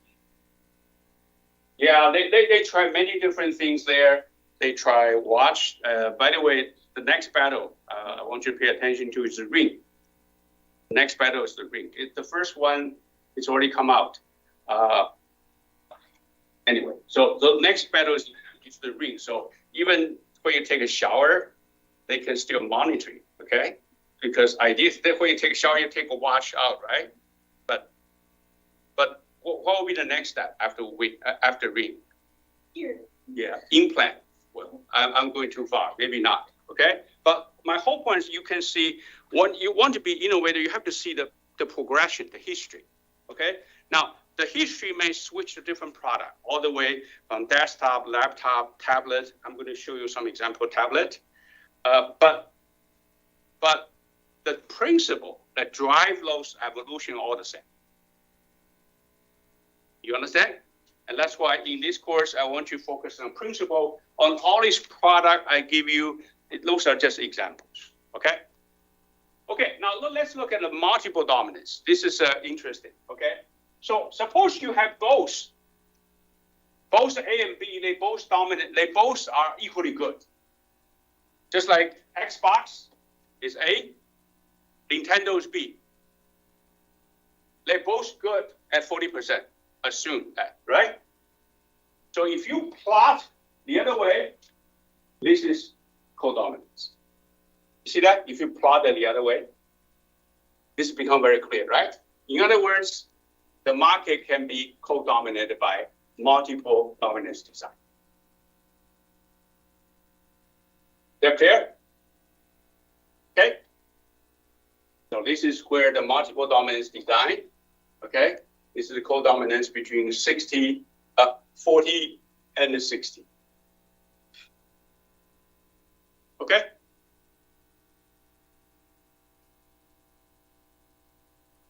Okay, so let's move on. The market chasen with the dominant design. So now you know what's the idea. You know what's the breach, right? So let's talk about the chasen. Now the chasen is the gap here, the early market and the mainstream market, right? So here there are several common terminology I want you to understand. In early market, they have an innovator. I actually don't like this idea because in my view, innovator is the producer, it's the people there. So here I will call the initial user or lead user. Okay, I will call lead user. Those are the early adapter. Those are the people who probably didn't have a chance to encounter the product first, but heard the product from social media, whatever, from the users, say, hey, I want to try that as well. Okay, so these are the early adapters. But from early adapter to the early majority is not continuous. There's a gap in between. The reason is this early adapter and the initial user, they are still emotional users. In other words, they come to the product just because they like it, or just because they are first to have it. Okay? These people, they come to the product for rational reason, either for the price here, or for the either for the performance or for the price. You got it? You have early majority and late majority, and then you have the lagger. Those are the people who just want to have a bargain. They will only have the product when everybody else already have it, so that the producer have to give a major discount and they join. Right? They're bargain hunter. Okay? So this is the chaser. So the initial demand assumption started here, right? And at this point, remember, emotional customer, and there are multiple producer, multiple innovator, right? And then you have fight to attract more initial user, and you cross the chaser. Okay? Once you cross the chaser, you start to focus on performance, then you focus on price, eventually become price. Yeah. When we count data points in this kind of curve, is it just the first time a new person gets a product, or does it also count people who are repeat customers? Oh, you mean, for example, buying iPhone 14 when iPhone 14 broke? Sure. Okay. Now, this is an interesting question. Unfortunately, this question in reality don't exist a lot today. Why? How many times you buy another product because the product broke? You do? I bet 3 generations of this phone still works, okay? And the reason you bought this product is because you bought a product. It's not because it broke. It broke. No, it still works.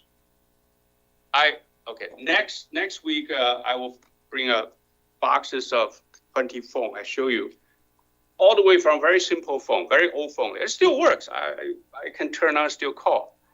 It's not because that broke. It's because the new product always push the old product out. As a matter of fact, the reason the product introduction becomes so short is because the product company now they want to purposefully push the product so that you will replace the new product not because any other reason than maybe just fancier. What about planned obsolescence? Or Like what? Planned obsolescence, where they're specifically shortening the battery life of old products so that you have to buy the new one. I guess By the battery or by the phone? no, so they shorten the batteries of like your old phone so that you buy the new iPhone. They do that too. As a matter of fact, not only that, many of the modern products, they are purposefully designed for shorter life. They're purposely designed for shorter life. Now, this does not really see clearly in phone, right? Because most people replace the phone before it doesn't work, right? But if you look at your refrigerator, okay, you don't replace refrigerator every year, right? If you look at refrigerator, about third year, fourth year, it just breaks. Anyway, that's by design. In case you didn't, that's by design, okay? That's the way they want to push the product out, okay? Otherwise, if you buy a refrigerator and it works for 20 years, then the producer will be dead by 20 years, right? Who's going to wait for 20 years to buy another one? Understand the point? So you have to realize that when we talk about here, to go back to your question, we're not talking about replacement product, okay? We're talking about introducing a new product to a new market. So you're right, this is really ignore this replacement market because the replacement market, as I said, now almost it's not a natural event, it's by design, okay? They can actually design how frequently, how soon you have to replace product. They have to do that for their business. You got it? And that's why you see the appliances, particularly if you, I don't know, you buy refrigerator, you buy microwave, those things are now really broke very, very easily. Okay, my dryer, my washer, a very old dryer washer, Maytag, but they are made in a very solid way. Even though it's not fancy, they never break. If you buy the new one, I'm pretty sure they will break pretty easily. Okay, but this is not actually, I would say, to replace the product by design, it's not really the worst case. Okay, the worst case is people threw away totally functional product. That's the worst case. And that's why the cyclic economy that we want you to work on in the project need to focusing on that. So you can actually recycle these things. A lot of time it's only cosmetic. You can just brush. By the way, today, if you want to buy, for example, if you want to buy desktop for any reason, okay, never buy new desktop. There's no point. You can buy the refurbished one, refinished one. This is really perfect. Price is half, right? Because there are a lot of people just throw away those things for no reason. Well, for the reason that new one come out. Okay, we're gonna come back to that. So this is not about replacement product, okay? So now let me give you a quick table to see how the things progress. You have an initial stage, you have a growth, you have a mature stage, and decline and retire, right? This is called life cycle, right? So you can pretty much tell this is the like a young age, this is a middle age, and this is dying. This is the senior age, right? Remember we said this life cycle is like human life. You can never become younger tomorrow, right? Okay. So when you are, and this is a different competitive focus, right? Either you focus on demand, function, or you have dominant design, or you're focusing on creating dominant design, you're focusing on performance or price, right? So in initiation phase, certainly you focus on demand, right? By the way, those demand are assumed demand. In the growth period, you're focusing on demand and function because now you want to fight for dominant design. Dominant design is about the function, right? So now you have to cross the dominant design, okay? So now in the mature stage, you have to focusing on all this, but when you come to the decline stage, the price become important. And finally, price. This does not mean all these things are not important. This means all these things has already been settled. You understand that? So it become not important. It's not because they are not important, it's because they already been agreed upon. If you didn't agree on these things, you will never be here. Okay?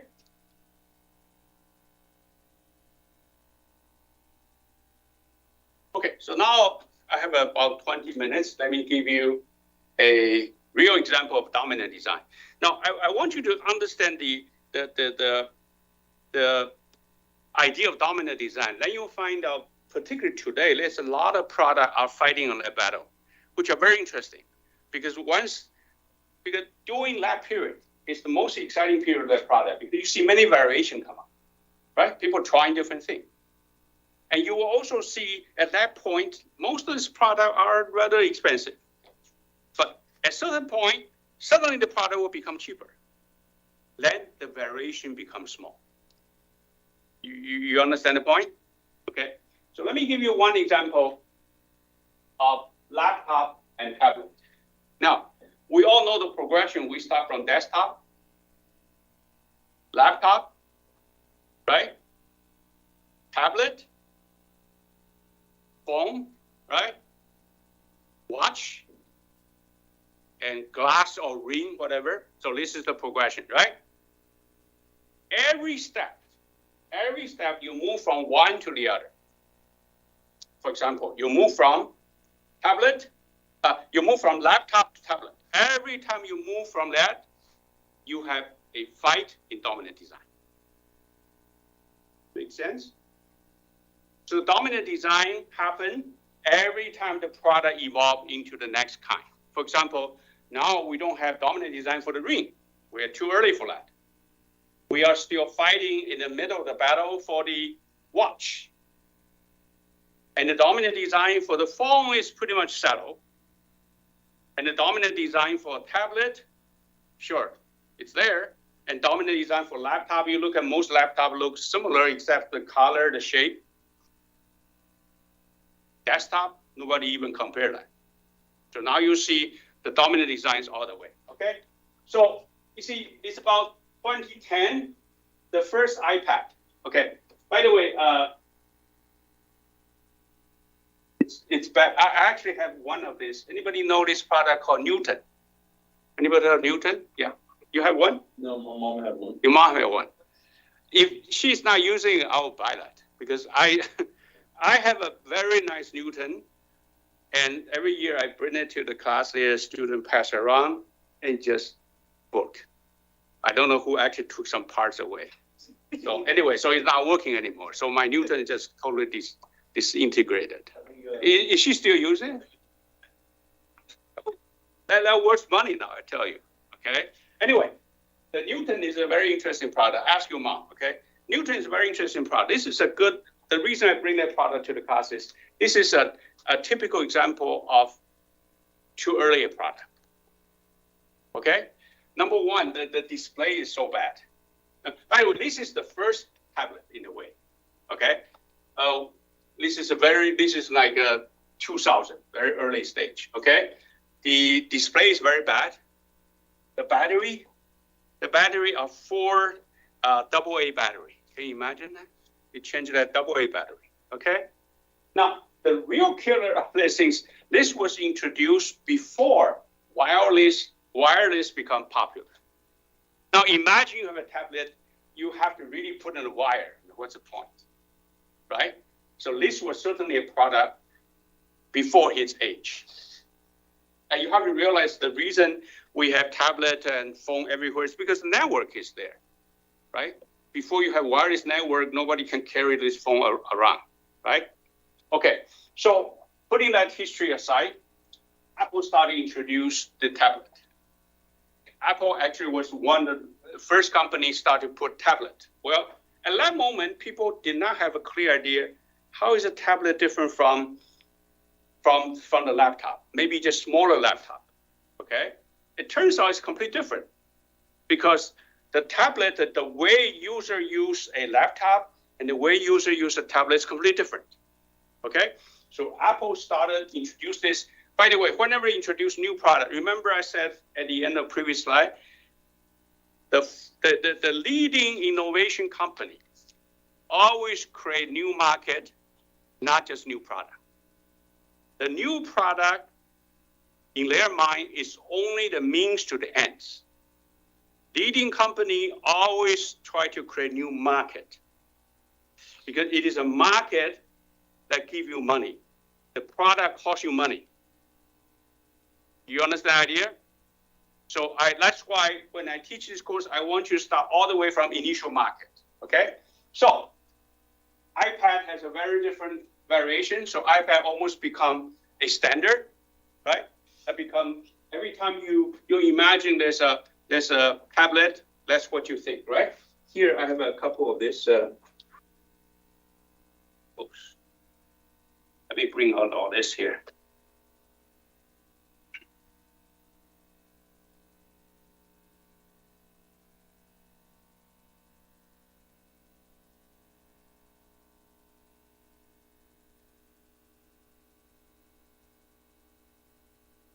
Okay, when Apple started to introduce this tablet, the market is still waiting for the dominant design, okay, because there's still multiple designs. Say, for example, this is one of the very early stage of the tablet. This is a Windows system by a company which doesn't even make computer anymore, AEC, okay? Now, this is, again, it still function, but again, someone broke this. So if I pass it, so I don't pass around this now because they I don't know. They just break my heart, okay? So those are very interesting tablet, okay?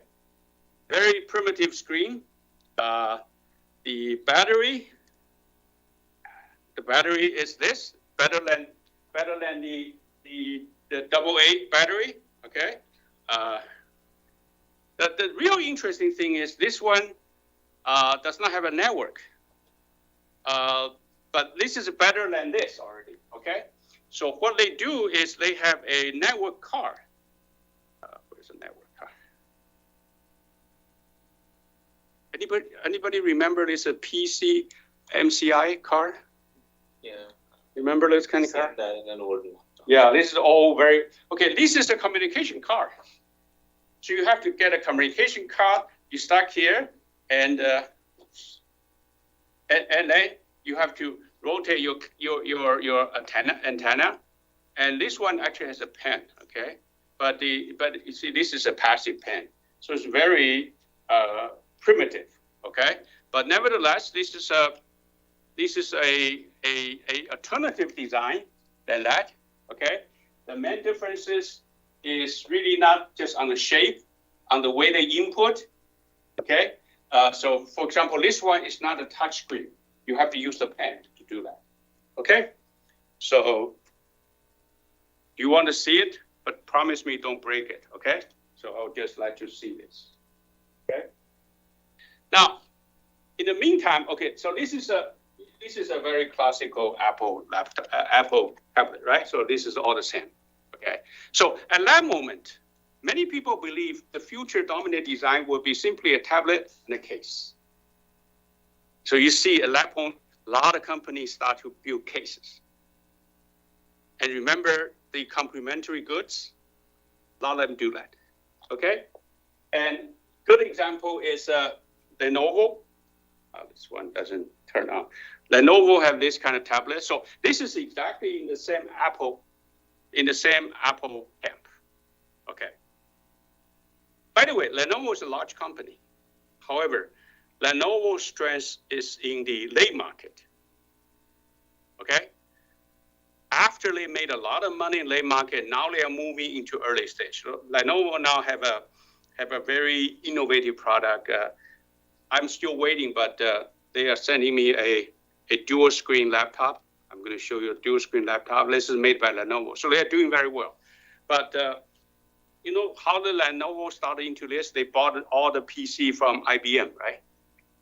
And why IBM want to sell them this? Because IBM know this is going to be late market. IBM don't want to make money the hard way. This is really hard to make money in the late market, right? Okay. So what I want to tell you is the next battle, the tablet next battle. Okay, so is this guy. So this guy said, hey, no, I don't want to follow Steve Jobs' standard. Okay? Remember, the first class company always want to fight for the standard, right? They want to fight for the market, right? Not the product, right? So Bill Gates started to introduce its own tablet, okay? And the tablet actually is this kind. Anybody has this Surface? Yeah, you have that, right? What's the model? 8. It's already old, okay? Now it's a Surface 9, and this is Surface X. This is X, okay? What is the difference? This is very different from the traditional tablet, right? What's the difference? Okay, this one appeals to be a new standard in between laptop and tablet. That's why I carry this when I travel, right? However, the real thing, this is quite expensive, by the way, right? So if you want to buy a tablet, this is expensive tablet. So Microsoft produced the Surface series all the way from generation 1 to generation 9. They were not intended to make huge profit. Instead, they wanted to create a dominant design of this. So what is a big deal? This is a big deal. This is their design. Apple never will do that. Apple will use a case to do that. Microsoft will just do this, right? This actually was the reason Microsoft introduced 9th generation product. Because what they want to do is they want this to be a dominant design, so everybody will buy Windows. You see the point? I mean, their real target is a Windows. They don't want Apple to eat up their operating system, right? Because if they don't go do this, everybody buy this, Windows will be less, right? You get the point? So they spent years actually trying to build this kind of product, okay? Now, what's the result? So let me show you a couple interesting products, okay? See, this is Apple Surface, right? Okay. Oops, oh, let me show you the new market, okay? See, they all started to make this. They always Windows user, right? Asus started to make this, okay? HP, okay, HP has an innovation, but just try to make it happen. Well, you know what I mean, right? Exactly same idea, okay? Acer has this. Everybody has this, okay? Lenovo has this, okay? And there's a very cheap one. Yeah. So is the keyboard detachable? No, this is not detachable. Oh, okay. It's not Then detachable. why? No, this is not the case. This is part of it. Not detachable. Well, why not just have it? I'm going to come to that. Okay. Okay, I'm going to come to that. Okay. So now let me go back to the previous one. Now, in between, Microsoft also introduced a series called, what is it? Anybody has this? This is called Service Book. Service Book. It's a laptop, right? As you said, why not just like this? Okay?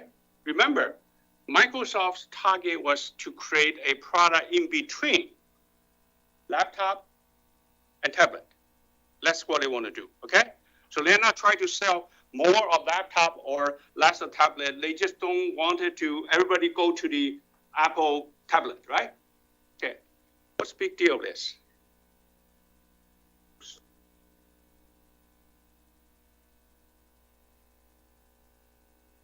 Okay, so I have a tablet.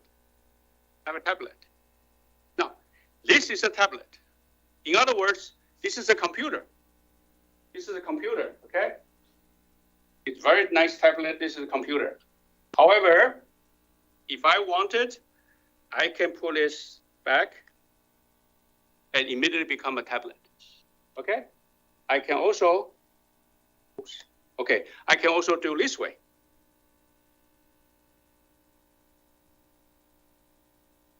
See that? Why would I want to do that? I can do that way.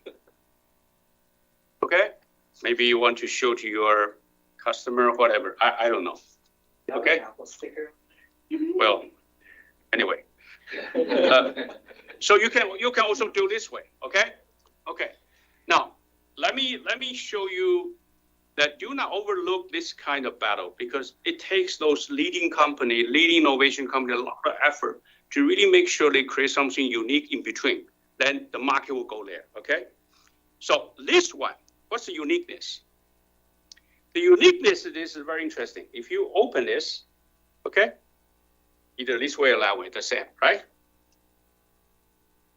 Remember now, this whole thing is a computer. This is only a keyboard. Well, if you spend more money, you can have a battery, but this is only a keyboard.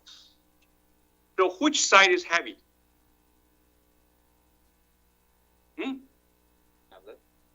This is heavy.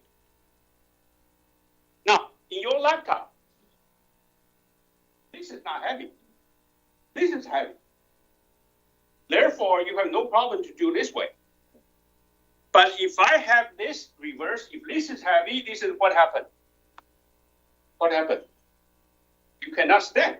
It will just flip, right? How come this one does not flip? By the way, this is heavy, okay? Does not flip. You see that? Why it doesn't flip?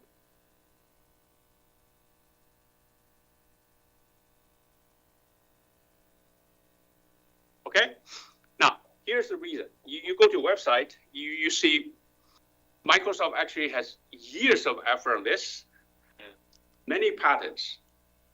So now I want you to see this trick, okay? Pay attention to this. As I open the pay attention here, okay? So I open this. You see the difference?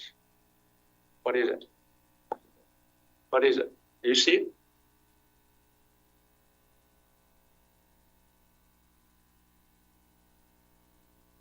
Again, pay attention to detail. What is the difference? Flat when you unfold it. Flat. Kind of. So there's a gap. It's The flat. gap, by the way, give you a hint. The gap is purposefully done. Okay. Like a notebook. So let me give you a hint. Try to watch the axis of rotation. Try to watch this, okay? The axis of rotation. Yeah. Exactly. Exactly. So do you notice that when you close, these two sides are exactly same size? But when you open it, this is actually longer than this. In other words, the axis of rotation is not the center. It takes a lot of effort to create this. Why? For the balance. Because remember, if you have a bigger area, the center of gravity can move, right? You understand the whole point? Okay? So if you have a center rotation, this thing's for sure is going to flip. But this one does not, because if you look at how it opens, the bottom part extends. The rotation is not along the axis of the center. You got a point? Okay, so the question is not about technology. The question is this a dominant design now or not? So that one is already a dominant design. Okay, this one is already a dominant design. So Microsoft really had a good try on this, but it takes 9 generations to do that. So now everybody convinced this can be a dominant. This one has not. The reason?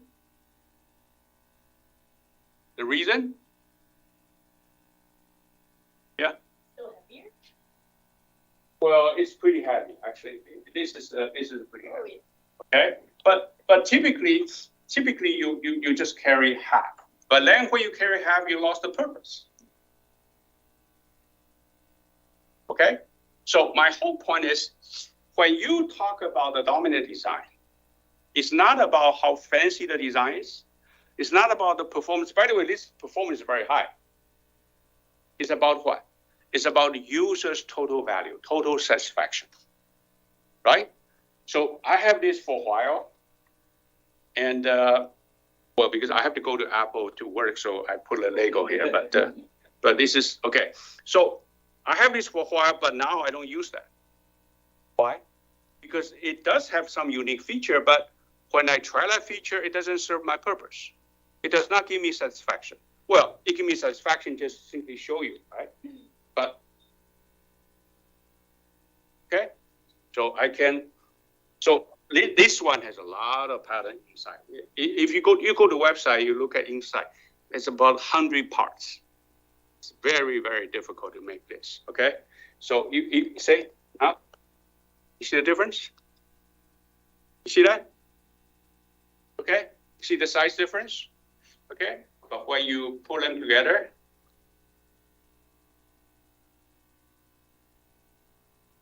okay, the same. See that? Okay, pass it around. Be careful, this is heavy. Okay, can you read that for me? Yeah, sure. Let me see.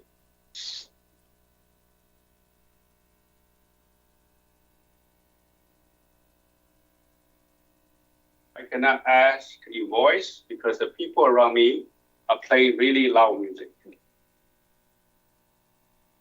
But I want to ask about brands that really more on luxury or outside US to some extent. Okay? Make it only accessible to a certain group of people. Figures. So I'm getting into the true that it's good height after because they was keeping that flat.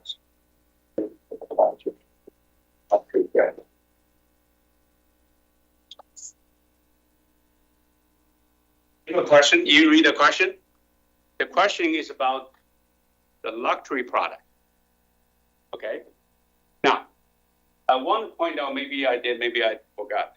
This only apply to mainstream market. The niche product, your Chanel, your LV, does not apply this. LV, by the way, doesn't compete for dominant design, but they are dominant. You understand the point? Because it's not a mass market. Okay? This really is for the mass market. Later on, when I talk about electrical vehicle, when we talk about vehicle market, we will not be able to describe how Bentley become such a good brand. That's a separate topic. You understand my point? Because they're a niche product. I will not be able to explain to you how Bugatti become such a good brand in this model. No way to explain that. Well, I don't know how to explain that with this. You understand the point? Okay, so we're talking about the mass-produced product. When I talk about this niche product, handmade product. Okay? Now, however, his question is a very interesting one. That is, how about Apple? Is Apple mass-produced product for sure, right? I mean, iPhone, okay? But in certain country, iPhone is a luxury product. You see that, right? Getting an iPhone is actually quite expensive. Okay. How do we take it off? Like, Oh, how do you take it off? Yeah. Don't try it. Yes. Wait, Don't try it. Okay. wait, what? There's a button you push, Okay, but button. don't try it. But I wanna know. Here. Oh. Okay, don't try it. Okay. Okay. Okay, so the idea is for the mass-produced product, okay? The mass-produced product will have the dominant design, because dominant design is a standard which will help the mass-produced product to expand the market, right? For Bugatti doesn't care whether, I mean, by the way, Bugatti, most people buy Bugatti by order. They order that, right? So it's not about standard. As a matter of fact, most Bugatti's interior are customer design. There's no such dominant design. So the dominant design idea does not apply to the luxury product, handmade product. Is that clear? Okay. Okay, we are about done today. I have one more example about the phone. I want to see whether we can either do that in the third hour next week, or we can do it next week, okay? Because I want to show you actually as we speak, a lot of fight about dominant design is happening here. Okay, you cannot believe the fight is not about the price or whatever. The fight is really behind who want to be a dominant design. How can you become a dominant design? They are really spending, particularly leading company, okay? The follower doesn't care. Whatever dominant design, just follow to produce cheap, okay? But the leading company, the leading innovator, their fight is not about the product, it's about the market. So I'm going to explain to you that iPhone market, okay? So let's take a 10 minutes break. We officially finished this part. Remember last week I said that next hour I'm going to ask you to give me some innovative idea about Hamaguchi, right? Okay, 10 minutes. Come back. Who borrowed my book about the coffee lip? Oh, me. Oh, okay. Make sure you return to me, okay? That's the only book I have.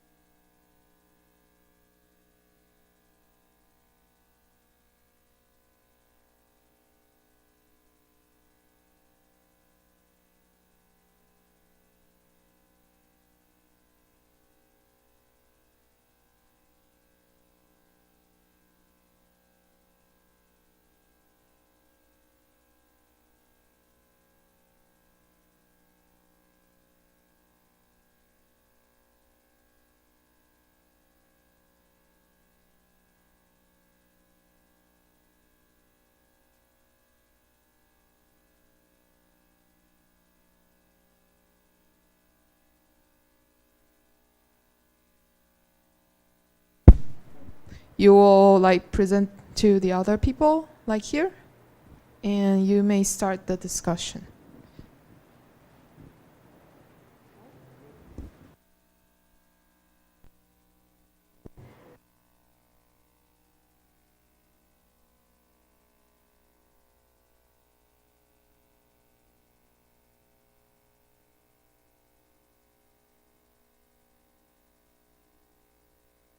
I think we have 2 students on. Oh, okay. So for your group, we have 2 more people online. So please like go into the team. Sorry, I forgot to mention. There are 2 people. Probably they should be in the after class discussion. We're trying new things, so it's a bit awkward for now, but. Oh, great. But that. Okay, this is awkward. 他是可以听到。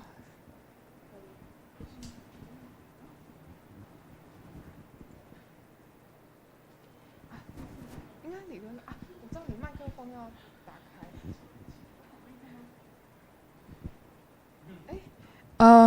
Florian, can you hear me? Yes, no?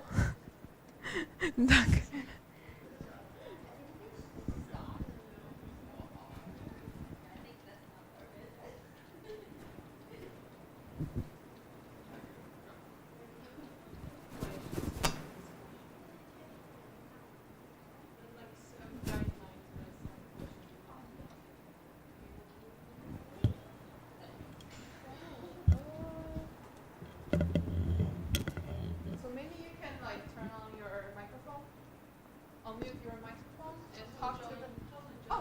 Go to the team, but other team, not this one. So we have additional team. Yeah, so this one here. So I. Okay, that's. Sorry.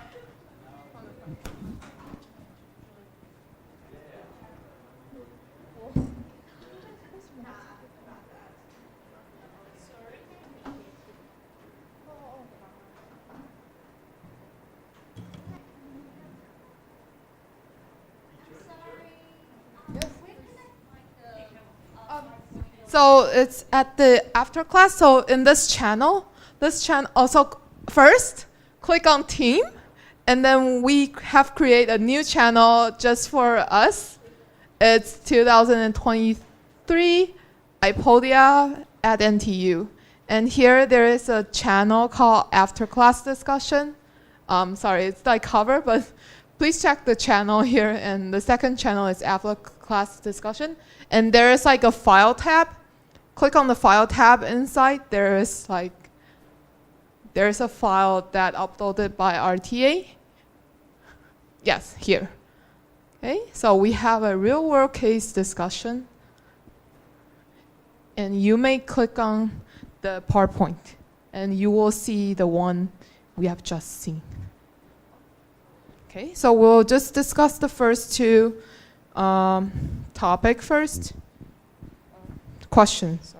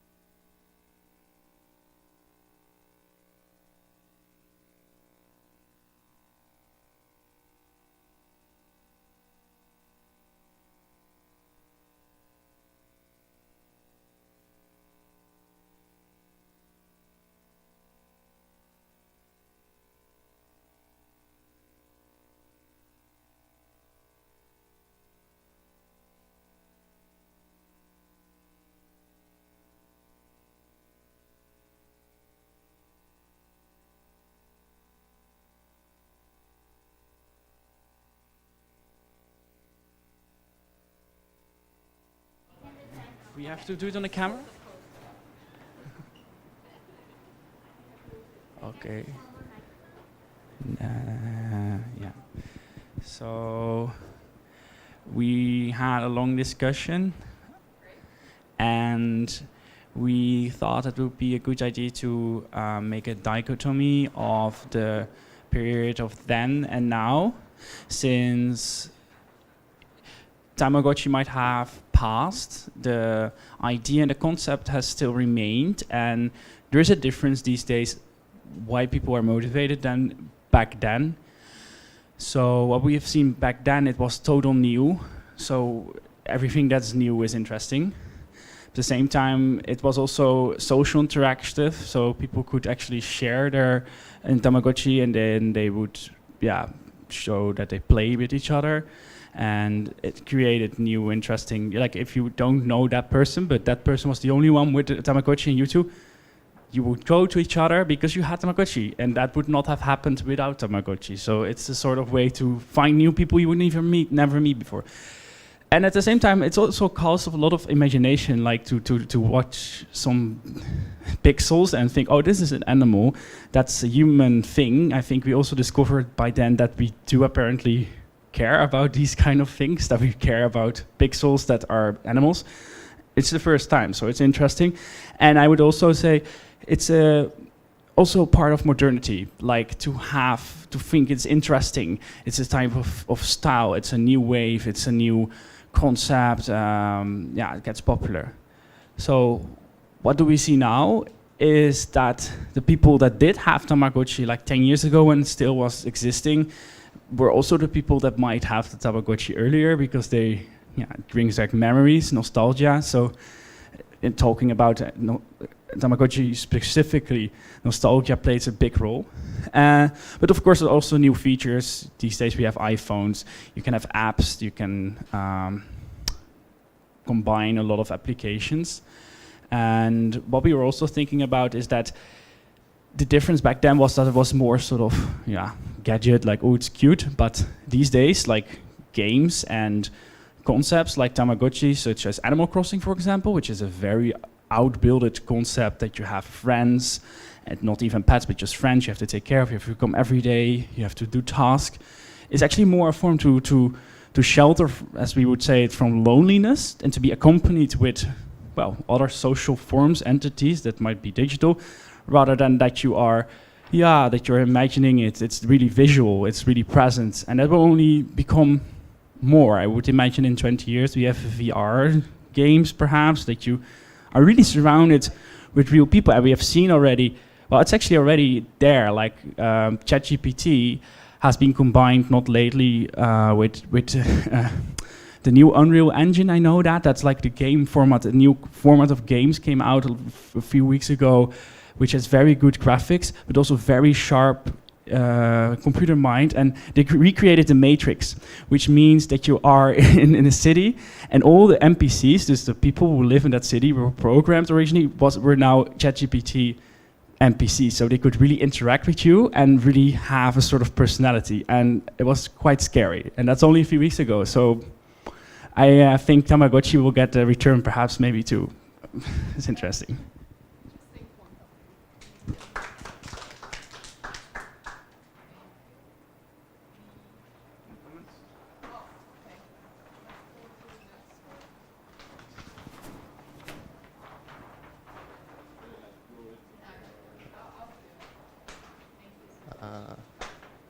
Okay, hello, and I played Tamagotchi in my when I was a kid, and it looks like a little egg, and it has only 3 buttons on it, so it's very simple and very easy to use, and even a kids can play. And so I think it's why that every kids have one at that time, because they can easily share their experience with others.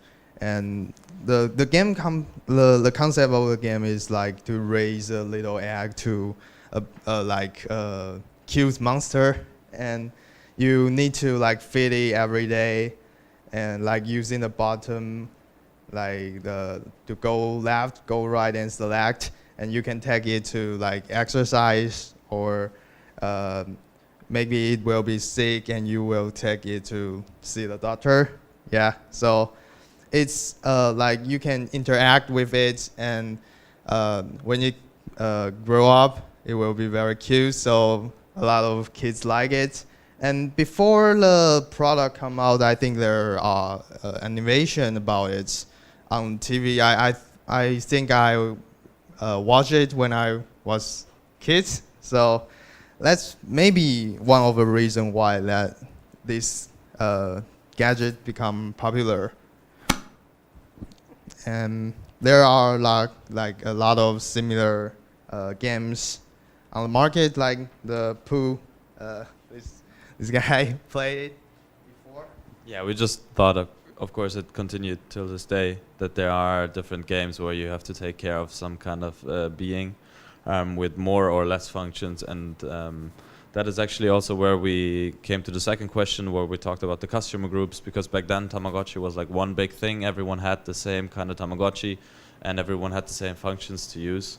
And nowadays with different games, it has become more specialized, and also so have the groups, because people realized, or game makers realized, okay, maybe not everyone is into the Tamagotchi egg, but some people are into cats, some are into dogs, some are into just a piece of shit, and stuff like that. So they designed games for that, and split the target groups into more subgroups of one fantasy of taking care of some kind of being. And yeah, so in comparison to back then, where it was quite a basic product, now there's very, very manifolding products that have their different requirements for time and also real money that you can invest. Yeah, that's it. Thank you.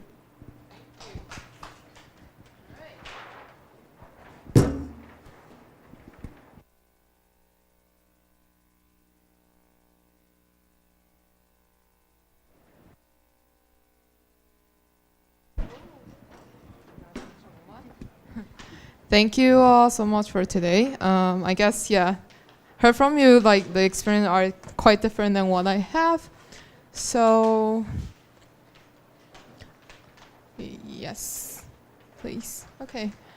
All right, that's the end of the discussion today. We'll continue the discussion, like the Tamagotchi discussion, like next week.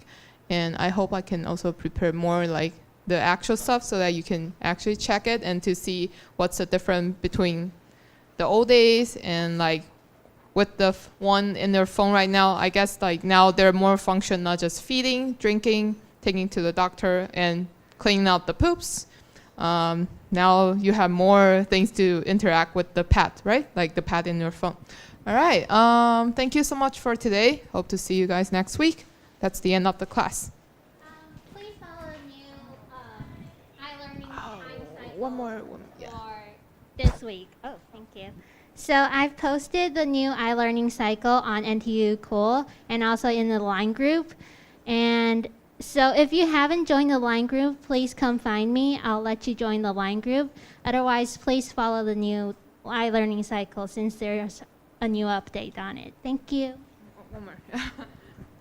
Last two things. Yeah, two things. One thing is for that, for this one, with like the one only for this this class, we have an open chat for you guys just to have general discussion, even like things that you have like discussed with the USC or other student, but you feel like uncomfortable, or any like other ideas you want to share, you can definitely use this space. This is just for you, or even you guys want to like hanging out outside, like somewhere in Taipei, you can use this chat.